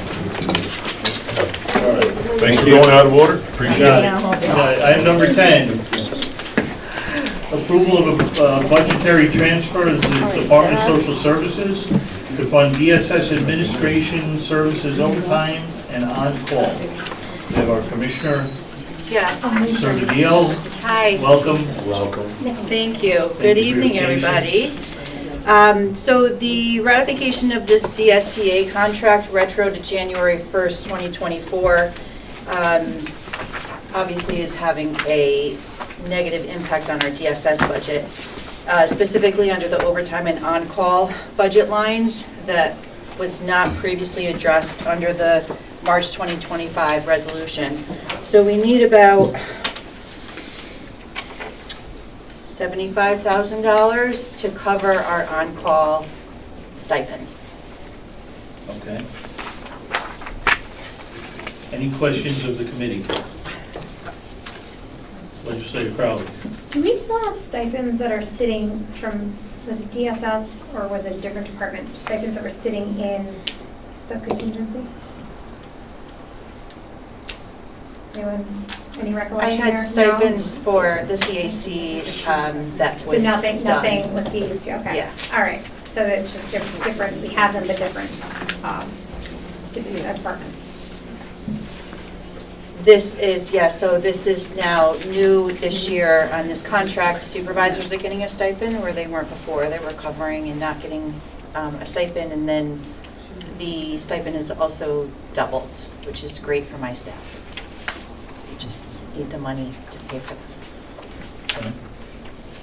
Do you have a question? I just imagine the on-call occurrences are increasing as well. Is that Yes. fair to say? Yes. I don't know why I say that, just the state of... It's in, the amount of calls we're getting has increased, and the amount of times the on-call worker is going out with an officer or deputy is also increasing. Yeah, it's a really great service that the Department of Social Services provides, and I'm really happy to see it. Legislator Crowley. Sorry, this is CRT? No, this is for child protective, child welfare, and adult protective. Okay. Anybody from the public wishing to speak? Comment, question? I will make a motion to approve this budgetary transfer. Do I have a second? All in favor? Aye. Thank you, everybody. Thank Thank you. you. Your patience. Now, Thank you. correct me if I'm wrong, I'm going to ask our auditor. Item number 11 has something, there's a part of item 11 and it has something to do with item 6. That's correct. So what I'm going to do is make a motion to put 11 out of order, so that after we consider 6. Do we have a second? All in favor? Aye. Okay, thank you. So 11 is going to go after 6. Item number 12 is the approval of a fund transfer. Bureau of Emergency Services, transfer needed to cover 911 dispatch overtime for the remainder of 2025. We have Commissioner Lipton with us. Welcome and thank you for your patience. No problem. Yeah, we're just moving funds from one budget line to another budget line. It's that time of the year where we calculate how much is needed in overtime to get us until the end of the year. And this should do that. That should be accomplished with this amount.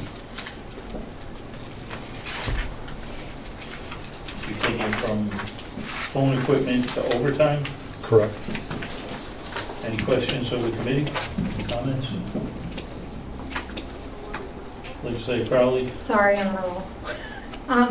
How many, we have 5 dispatchers currently? How many do we have altogether right now? Dispatchers? Yeah. We have 18. Sorry, 18 altogether. And how many are we missing? 5. So we just hired one on Monday, so we're down to 4 open positions. Okay, sorry, that's what I thought. So 4 positions, so we Yeah. hope to fill that and then, We always hope to fill it. We do have a hook on another dispatcher that we're looking to bring back, hopefully. So, and that's an experienced dispatcher, so that should help tremendously, but we're working on that. It's only a work in progress. So that would bring us down to 3 if we can get the ability to do that, yes. okay, great. That sounds like we're moving in the right direction in different departments. I know you guys have a lot of different things going on over there that you have to monitor, so. Yeah. Yes. I know it's hard to hire dispatchers too, and hopefully what we're doing now with personnel and insurance and increasing salaries will help. That's the exact boots on the ground personnel I'm talking about. But so we've exhausted our overtime budget in the Bureau. Just about right there now. And Yeah. I think this is And this will- maybe the 3rd overtime, 4th overtime transfer this year? No? This is our first time. We I haven't- usually come right at the end of the year. Okay, we haven't Recall them coming. we haven't transferred No. previously, okay, thank you. We can't pull from some contingency from the 3 open lines, or the 3 open positions, the money you're hoping to fill in? And I I mean, we prorated though, I right? had funding available in this phone line to use. Okay. And I'd rather pull from there, just in case we get lucky. Okay. Fingers crossed. Thank you. All right, any members of the public wishing to speak? Make a motion to approve this fund transfer. Do I have a second?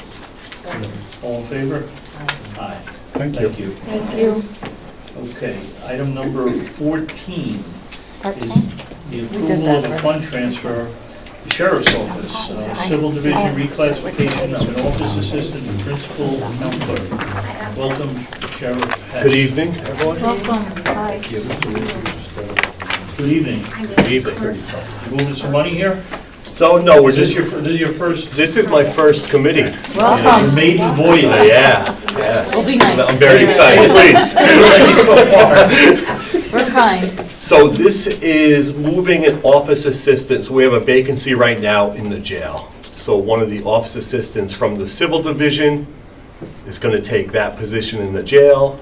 And now we have the ability of having a vacant office assistant that we want upgraded to a principal account clerk. It's maybe Paul could fill us in on the exact number. It's a very low number. I'll say it's about $5,000 increase. And what that does for us is 2 things. It allows our fiscal manager to have someone else to help her because she's getting overburdened with lower end stuff that she probably doesn't need to deal with. And it allows us to have the civil division we have the ability now of getting them accredited. Because part of having them accredited is we need a fiscal person in the civil division to check on the records, audit and stuff like that. So it's twofold, really. Very good. Any questions on the committee? Members of the legislature? Any members of the public? All right, I'll make a motion to approve the fund transfer for the sheriff's office. Do I have a second? All in favor? Aye. Thank you. Congratulations. You did just great. Item number 15 is an FYI. It's a fund transfer in the finance department, part-time clerk for a remainder of 2025. Yes, Mr. Carlin, can you just shout out what we're doing? Sure, that's a It's an part-time FYI. person that is helping out in real property. Okay. Real property needs the help. You know about the department, you know what's going on there. And they're getting a part-time person, it'll probably be in next year's budget too. Okay. Any questions to the committee?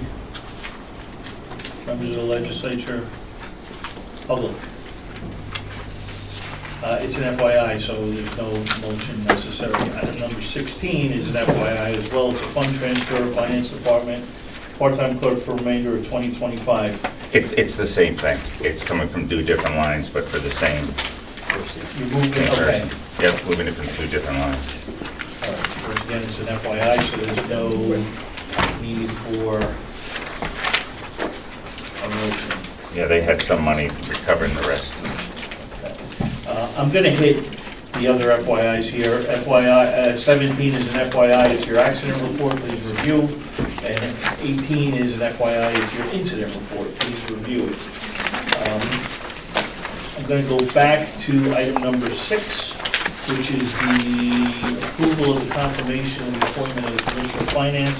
I think there's some items that we want to discuss, that I'd like to discuss in executive session. So I'm going to make a motion to go to executive session. Do I have a second? Second.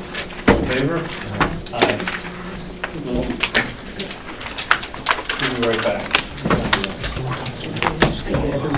Just take my phone now.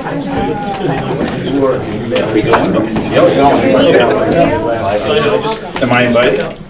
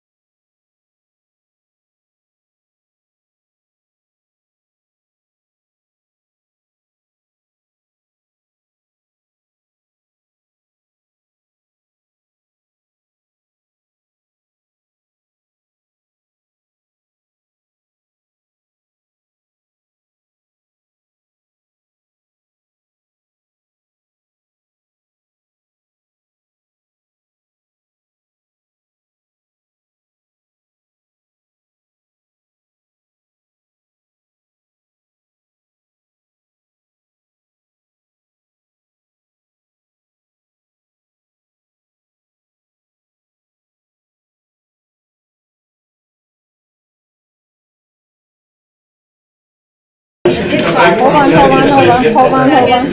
on 1 second. Oh, Okay, go. Make a motion to come back from executive session. second. All in favor? Aye. No action was taken in the executive session.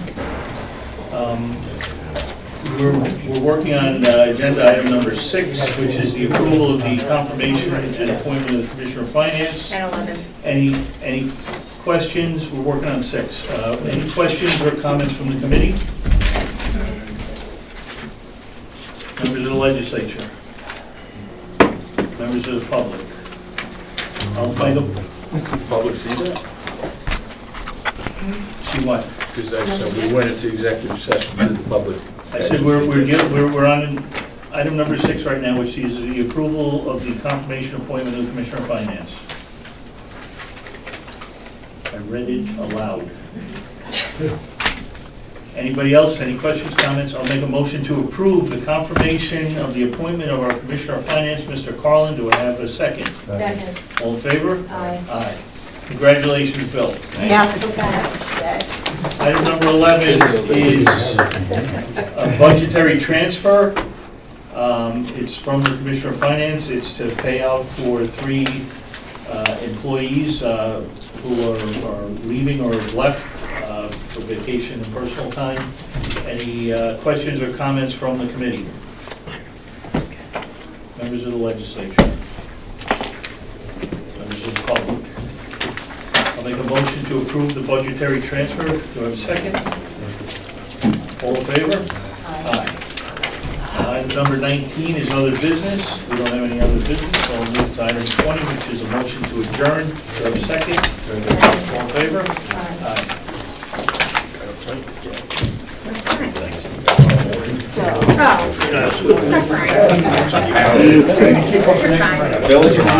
Aaron, did you want to switch? Are you hot? No, I'm okay. I'm fine, as long as nobody else is hot over here. Windows open. I know, but I need to bring the sweater.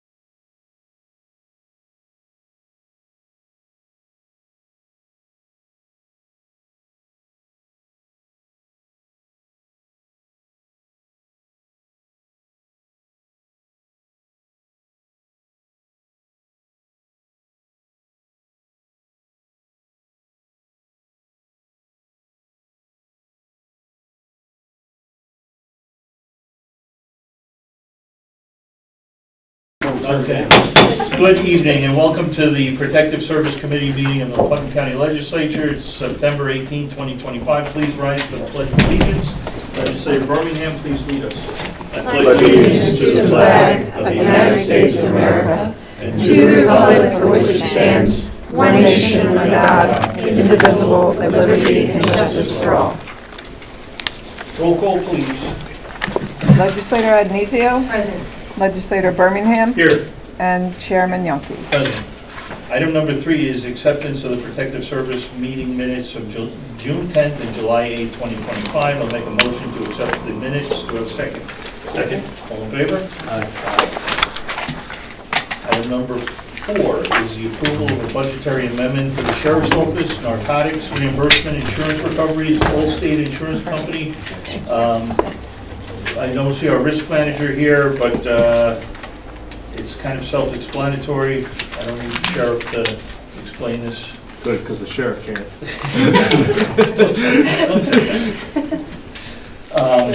So it's insurance recoveries in the amount of $13,645. Any questions from committee, members of the legislature, or the public? Okay, I'll make a motion to approve the budgetary amendment. Do I have a second? Second. All in favor? Aye. Aye. Thank you. Item number 5 is the approval of the budgetary amendment for the Bureau of Emergency Services, Fire Training Center, concrete.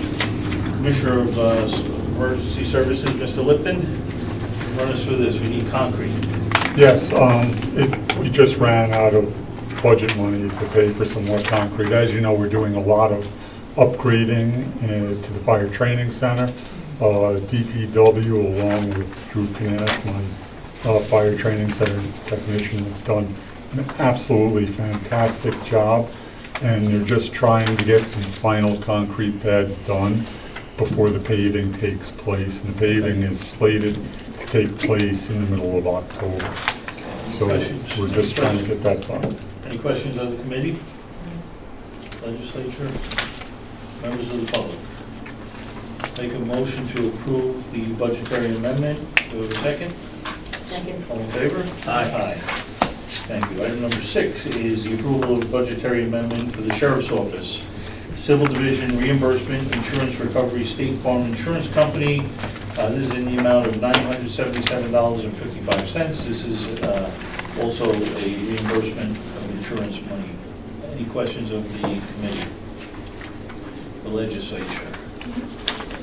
Any members of the public? I'll make a motion to approve the budgetary amendment. Do I have a second? Second. All in favor? Aye. Aye. Thank you. Item number 7 is the approval of budgetary amendment, fund the receipt of hazard mitigation plan update. It's the approval of a grant application. Mr. Lipton, can you run us through this one real quick? It's in the amount of $112,500. Yeah, the grant's been approved. That what we're doing is we're setting up the funding lines now for the grant.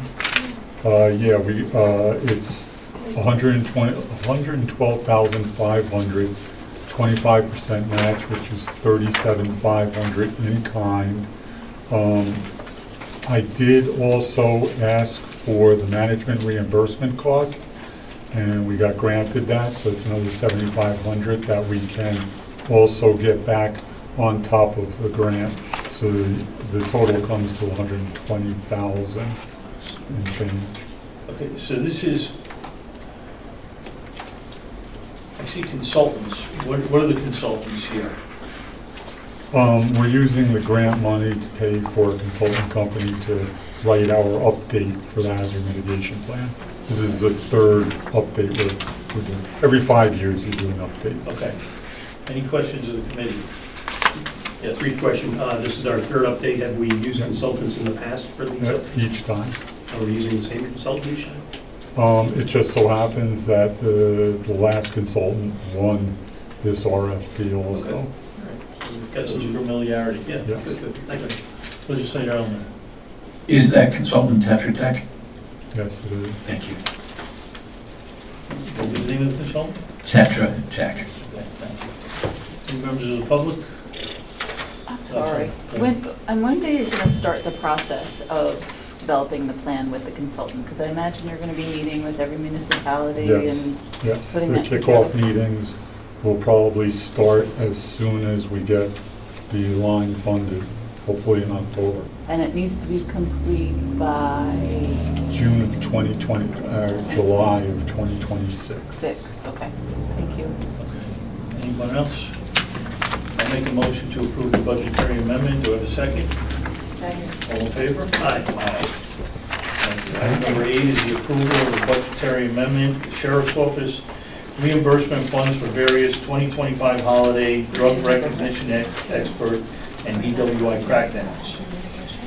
Funds used to increase the overtime and Social Security Control Division. Sheriff Hess?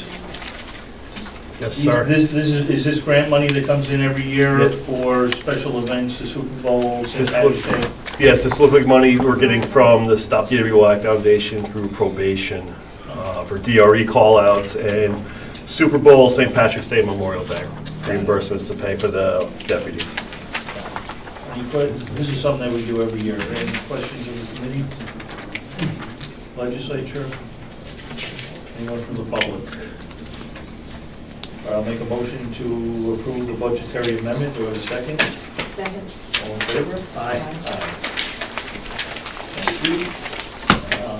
Item 9 is also the sheriff approval of the budgetary amendment for the sheriff's office, reimbursement from New York State Sheriff's Association for instructor Kevin Radovich at New Falls College to be used to increase BCI's overtime budget line.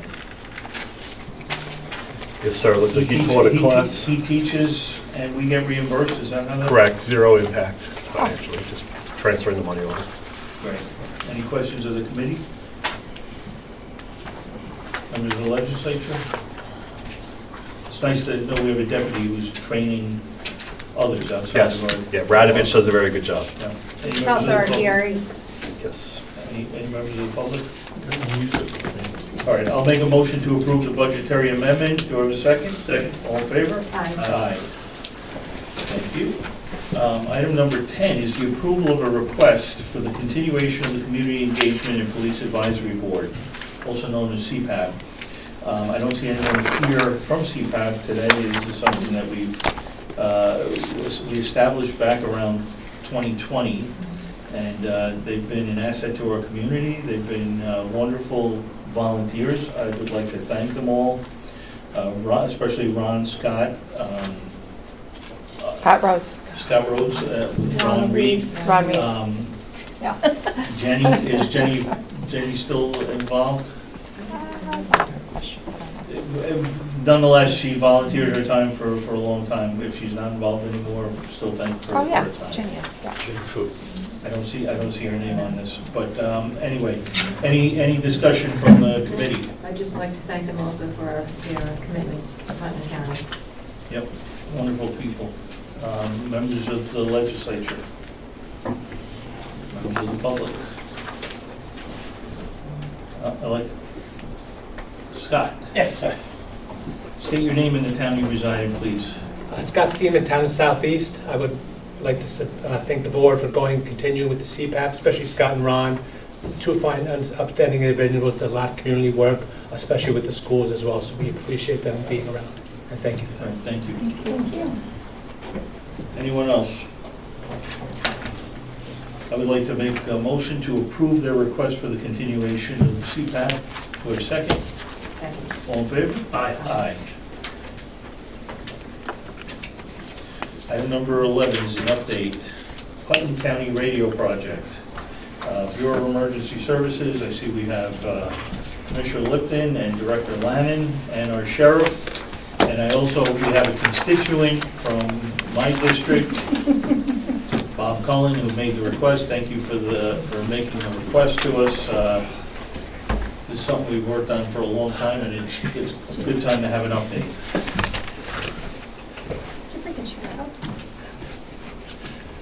Take it away, Mr. Lannon.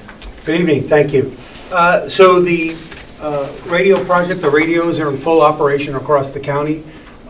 Fire, police, EMS, our departments, they're all using them. It's been great.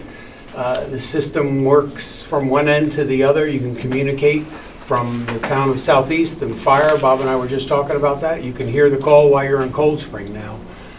There are some areas where you're always going to have a little bit of issue with coverage with portables, but the mobiles are spot on just about everywhere across the county. We're still just awaiting 3 additional towers that are in process, so they should be up. 2 of them will be up very quickly, and one of them is a long-term project, but we've always known that. And that is I'll disclose that one. That one's at Airport Park, and that one's got a little more tied up into it to try to get it done. But they're really just enhancing the system and also for the microwave. Okay. Where are the other 2 towers? The other 2 towers are Piano Mountain Tower, which is they're going to give us the permit, and the Nelsonville Tower, which is Phillipstown, which they are putting blades in the ground. They just notified me today on Monday. They'll be putting blades in the ground. They should be done by the end of this year, and it should be broadcasting by very early spring of '26.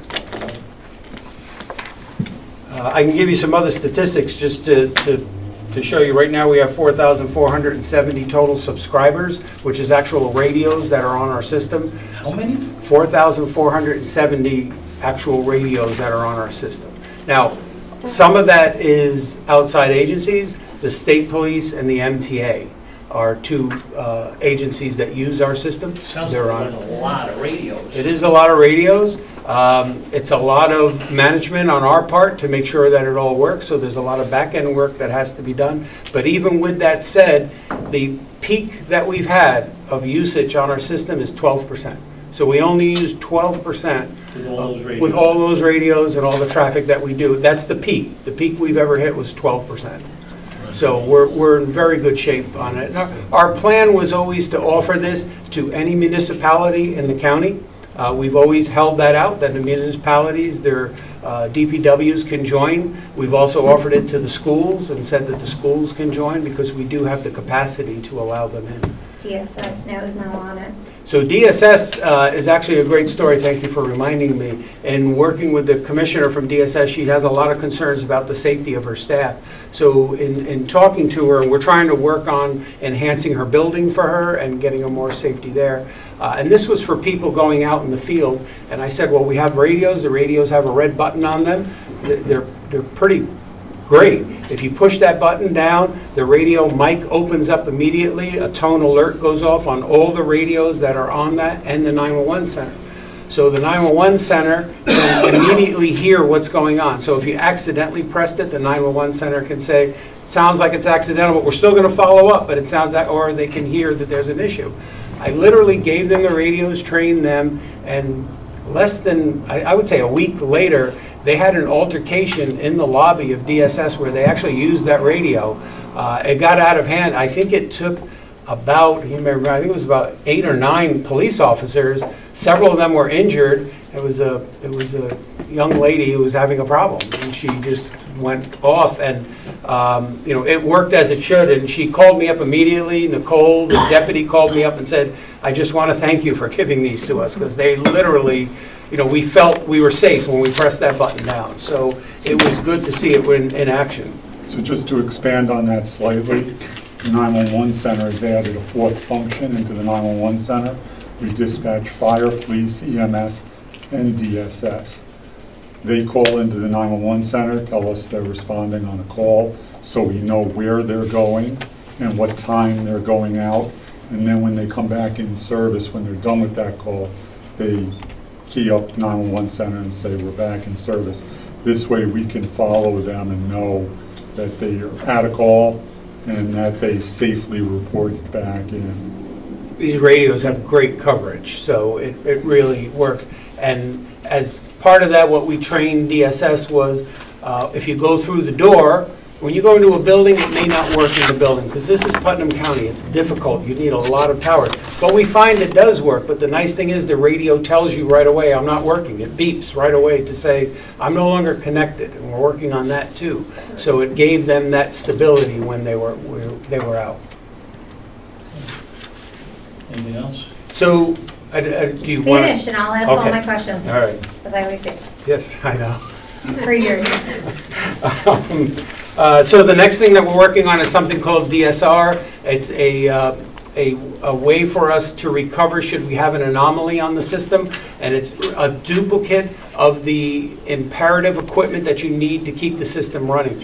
It's already been, a purchase order has already been done. We have the engineers coming out, they're getting ready to put that equipment in, which means if you take down our first set of equipment, we can still stay up and running perfectly across the board. And by the way, the fail-safe on the system is always a trunked system, which means it's highly digital, but in the event of an emergency, it just reverts over to just a pure analog system where you start talking radio to radio. So it would take an awful lot to bring this system down when it was designed that way.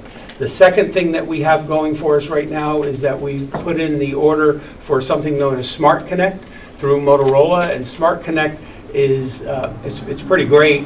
The patrol cars, especially in the sheriff's office, they all have what's known as cradle points, which gives them constant internet wherever they go as long as they're on the Verizon system. Smart Connect allows the radio to connect to the internet. They could take the car, literally drive to California, and they're never off the system. It just stays on, because as long as they have internet coverage, it stays on, and the car is on the internet.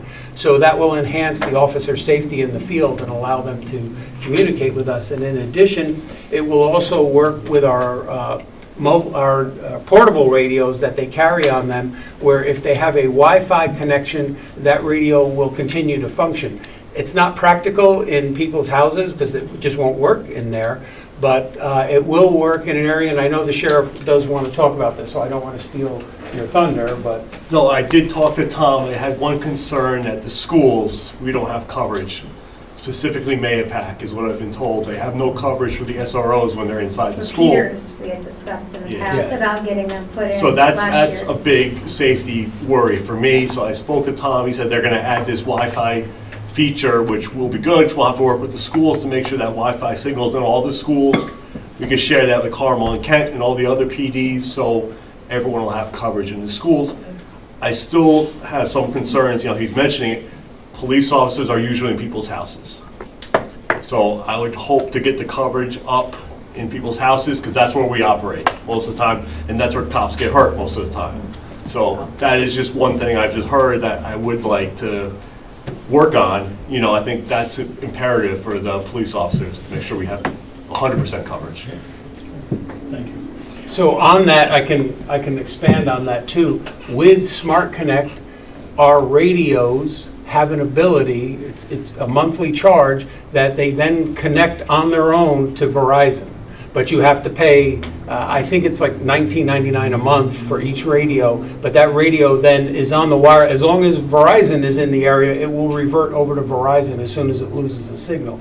So that helps us, but it's still not 100%, because there are areas where people don't have cell phone coverage in their houses, so you would lose it at that point. But My house. They put a man on the moon about 55 years ago. We can't get cell phone coverage. That's why I can't. All right. I'm not ready for questions? No, I'm not done yet. So somebody wants to ask you a lot of questions. We still, and I'm trying to avoid them by doing this. This is a filibuster. I'm going to go all night. We had, as was discussed, we have BDAs also in our budget that we were looking at. So the ironic thing about the schools that we found was when we did our initial coverage in the schools, we had great coverage in every school. But then when we went to the better radio, for some reason, the better radio doesn't work, doesn't get quite the same coverage. And Motorola said, yes, it's a known issue because of the antenna that it has to use, because it's a multi-band radio, so it loses a little bit in coverage. But we had set aside some money to look at BDAs, and we're making decisions on what schools would get BDAs. The hospital, it's actually, it's a bi-directional amplifier. It just allows, it's like a repeater that goes into a building, and sorry. Sounds like my next band. So we're looking at getting that put in, and then the final thing I think that I have on my list is we're putting in a radio system in the jail to enhance our system. We're putting in a analog system that works on the 7-800 frequency range, so we're putting in a whole new radio system, and that means that they can use the radios that we have for the trunk system, so when they leave with their regular radio that they're using in the correctional facility, it will then switch over to a trunk system once they go outside of the building. So when they go on transports, it's one radio, they don't have to worry about switching radios out. And it also gives them operational coverage. If something is going on, they can just switch over right away and get somebody on the radio. What was the total cost of this system that we started working on about 8 years ago? Yeah, I'd put it, it's getting right at 15 million. 15. Oh, 1.5, 1.5, 15. If I were, I was going to guess 13, But you also have to remember, we've been able to obtain quite a few grants to fund this. We hit 2 grants for $6 million each. Right. I hit a $1 million grant also, and then the usual yearly we have grants. 4,400 radios using it right now, so a lot of people are safer county safer because of it, so it's only because it's been so long and so much money that, you know, I'm glad you're here to update us. Anybody from the committee have any questions of these gentlemen? Anybody other than Legislator Carlin? That's so rude. I've been on this yelling at you since before I was a legislator about Legislator Bowman has this. a question. Let the poor guy ask a question. Yellow Mountain, what do you think that'll be on? I'm hoping it should be up and running by the end of the year, the beginning of the new year. When that goes on, that should help in Mayapack High School also. Yes, so, and that's a very good point, because, and also the antenna at the airport park should also help in that area. So we're not totally done with the towers, which is why we're being conservative in our approach until all the towers are up and running. Yeah, thank you. Legislator Crowley. Oh, thank you very much, Chairman. I appreciate it. Thank you for dealing with me for all these years on this project. It's been a pleasure. Yes, it has. So, no, in all seriousness, so have we gotten the code plugs yet from Westchester so that we have the interoperability with them? We're still waiting for that to come up, but we are working very actively with that. So it was stuck in law, I know, and that was about a month and a half ago. Yeah, I don't, Yeah, the last thing I got also said, we're working on it. That's the only note I got, so I'll said, push on we're that one working because on I it. know we spoke to a legislator in Putnam. The fail-soft, which we had a nice little talk about, did we ever come up with a procedure if it ever does, like what happened that wonderful night with Duchess, what the procedure is going to be if we completely shut down, like Duchess did and they turned over to us? Where do our communications then go to? What is the procedure and protocol for 911? Is it written and do we have it? So I'll let Bob answer that, but I just want to, for people who want to know, fail-soft is what pops up on your radio when the radio is no longer able to make a connection back to the master control unit, and it's failing into soft, which means it'll still work. So it effectively still works. Ours went into that very momentarily when a lightning bolt hit Ninham Tower, and the system reverted to that to protect itself, and then immediately came right back on. So it literally was down for maybe 5 seconds, 10 seconds. It really wasn't long at all that it went down. The system did exactly what it was supposed to do. As a result of that, and Legislator Crowley calling me and having a discussion, we called Motorola. We asked them to come out and better explain what happened and how it happened and what we are supposed to do. They were able to develop a plan for us that we gave to Bob to train the legislators, to train the dispatchers. You're welcome to be trained. Yeah, and that plan is basically what to do in a fail-soft situation, which is not much of anything because the system does come back on immediately on its own. It's just more of notification to Tom, myself, the rest of my staff that we had a fail-soft situation, to contact dispatch. They'll talk to us. If there's any further situation that we need to respond to, then we can. Otherwise, at that point, it's notification, because by the time they make the phone call, the system's back up and working. That wasn't the question, though. The question was, we had a fail-soft, we talked about that. The question was even further, Dutchess County, the same night that we had the fail-soft, their trunking system went out altogether. Right, correct? so that's a whole nother. So what my question is, have you come up with a procedure and protocol yet for the 911 dispatchers and everybody on this system, which I've been asking for quite some time, of what is going to happen if that does happen? Because it just did happen in a neighboring county that has been up and running for quite some time. So what happens with the system when we lose the core, what Tom was explaining is the core is protected by fail-soft. One, if we were to lose the core, what Tom also explained is we're buying a secondary core, basically. So if the first core goes down, the second core will immediately kick right in and cover it. If for some reason we have a catastrophic failure and we lose both cores and the entire radio system, which is just the brain of the system, we go back into fallback mode. Fallback mode is what we used with the analog system, and what happens when you lose the core, you go back into an analog system. The radios will work point to point. The radios in the communication system will work to the towers, we can still dispatch, we can still send and receive messages, but it'll be analog, and it'll still be like the old system again. With the fallback system that we've had in place, and we've now dusted off the old policies and brought them back in, what happens is if there's a total system failure, the departments are notified to man their bases. And when they man their bases, they all have base stations in their bases. If a call comes into the dispatch center, because the phone system is not linked to the radio system, phones will still work, we'll still be able to get calls in, CAD system still works, we'll still be able to get into the CAD system. We also now have the crew force system, so everyone has view of our CAD system. So we can still enter a call into the CAD system. They can, one, see it through crew force and follow it that way, and or two, we're going to follow up. If a call comes in, we enter it into the CAD, it's on display, they'll be able to see it in their firehouses. The dispatchers are then going to make a phone call to the firehouse saying, did you see we entered a call? And this way they can send their units out and track the times that the units go in and out and so on and so forth until the system, and that's basic on how the system works. And that's how the system used to work. We've now dusted off the policy, updated it a little bit, and now folded it back into the radio I procedure. think we used to go back to because communications was separate. It was at the sheriff's department, and we had VES that was separate. Now, wasn't the sheriff's department our fallback?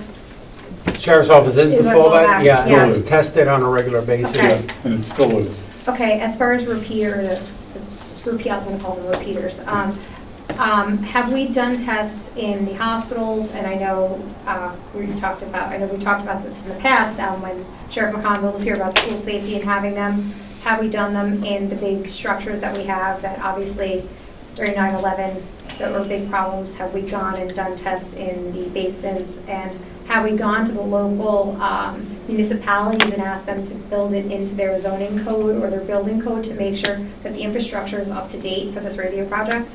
Most of the municipalities have that, and when they build a building over a certain size, they are required to put that information in. Patterson stays up on that, and they do have one going in at Watchtower, and they are working to get the equipment in that we requested be put into that building. I don't know of any other large construction projects that are going on. I'm not aware, but that should be in everyone's. I mean, we have the big one that was built on Pumsley Road that's over there, right? That massive, what is that? Lesser Evil? Distribution center. Lesser Evil's over there, so all those type of, I just want to make sure that they're up to date. And my last question is the pagers. Have we fixed the pager tones yet? They should all be, they're all working Yes. as far as I know, yeah. Pagers are up and working. Might wanna- Every once in a while, there's a minor adjustment, but all of that's been done and cleaned up, and the tones have been cleaned up and working. Okay, Yeah. that's all I have. Legislative I haven't heard of stage. any issues. Continental Village. Do you have your hand up? I did, and maybe this is a sickening question, but how long is the technology supposed to last? I mean, what is our longevity on this project? So I mean, we've been working on this for 8 years. we asked that question when it came out, and Motorola has said that the radios are actually good for 20 years, and we are due to refresh in 10 years. But technology passes so quickly. I mean, Yeah, is technology going to surpass our equipment and our investment? That's my problem. The But it's system- too late now, but The I'm just system curious. is built to keep up with it. Okay. And as we're doing with Smart Connect, and it's designed that you can go ahead and expand it and move it forward. Okay, that's good. Legislative Montgomery. I heard a lot of things tonight, and I just want to say congratulations and thank you. It's been a long time coming, and you guys should be proud. We were talking about technology, we were talking about law, we were talking about land use, we were talking about other municipalities. You guys had to go through all of that over the course of this many years, and thank you That was for mostly dealing Tom. with all of it, Tom. attending other municipality meetings, answering to their constituents, who are our shared constituents, and dealing with private land organizations and their attorneys and our attorneys and a municipality's attorney, and yeah, thank you. Thank you. Congratulations. Any member of the public wishing to speak? Any? Better say something. This is all my fault, yeah. So no, I was, as a former police officer in Westchester, very involved with radios, and that's the lifeline of law enforcement and firefighters, so it's important. I know this project was going on a long time, a very long time, and I was just curious where it stood, and I reached out to Legislator Crowley, because I know she was the liaison, I believe, and she said, oh, you know what, it's time to do an update, and she got all you people here together, so sorry about that, it's kind of late, but anyway, I appreciate the information. I think it's interesting, and it seems like the system's not quite all there yet, but getting there. It was a long time, so thank you for putting it on the agenda, and hopefully this will keep everyone safe. Thank you. Thank you. Thank you. Stay. Yes, I know, Moving that's my on, bedtime. if no one else has anything on that agenda, I'd like to move on to item number 12, which is a discussion. It's an approval it's a discussion / approval, Bureau of Emergency Services, Basic Life Support, First Response Agency. Commissioner Lipton, can you fill us in on what you're looking to do or get approved here? Yeah, Director Cuomo was supposed to be here tonight. He had a family medical emergency and couldn't make it. You want us to table this till next time? No, from what I understand, talking to Director Cuomo, it doesn't need a legislative approval. We wanted to just give you an FYI on what we were doing.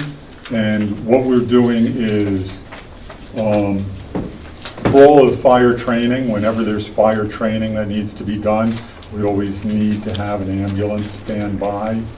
And now all the ambulances are paid services. There's very little volunteers left in there. So when we go to standby, when we ask for a standby, the paid services don't want to put an ambulance standby because they need them to run their business. So I have fire instructors found out that what's the difference between having an EMT on staff also. And there is no difference. I can have a fire instructor, I can also put an EMT on staff. And that's basically what we'd like to do, is just put an EMT on staff, and whenever there's fire training, we can provide the EMT from our staff to go and stand by at the fire training. And it just makes sense at this point.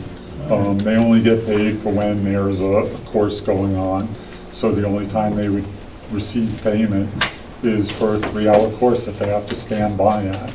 And that would be basically it. That's it in a nutshell. Okay. Well, thank you for the update. Item number 13 is other business. We don't have any, so I'll make a motion to adjourn. Do I have a second? Second. All in favor? Aye. Good night. Woo! 3:55. You pulled it. Who wants to go to the diner? I'm starved. Me too.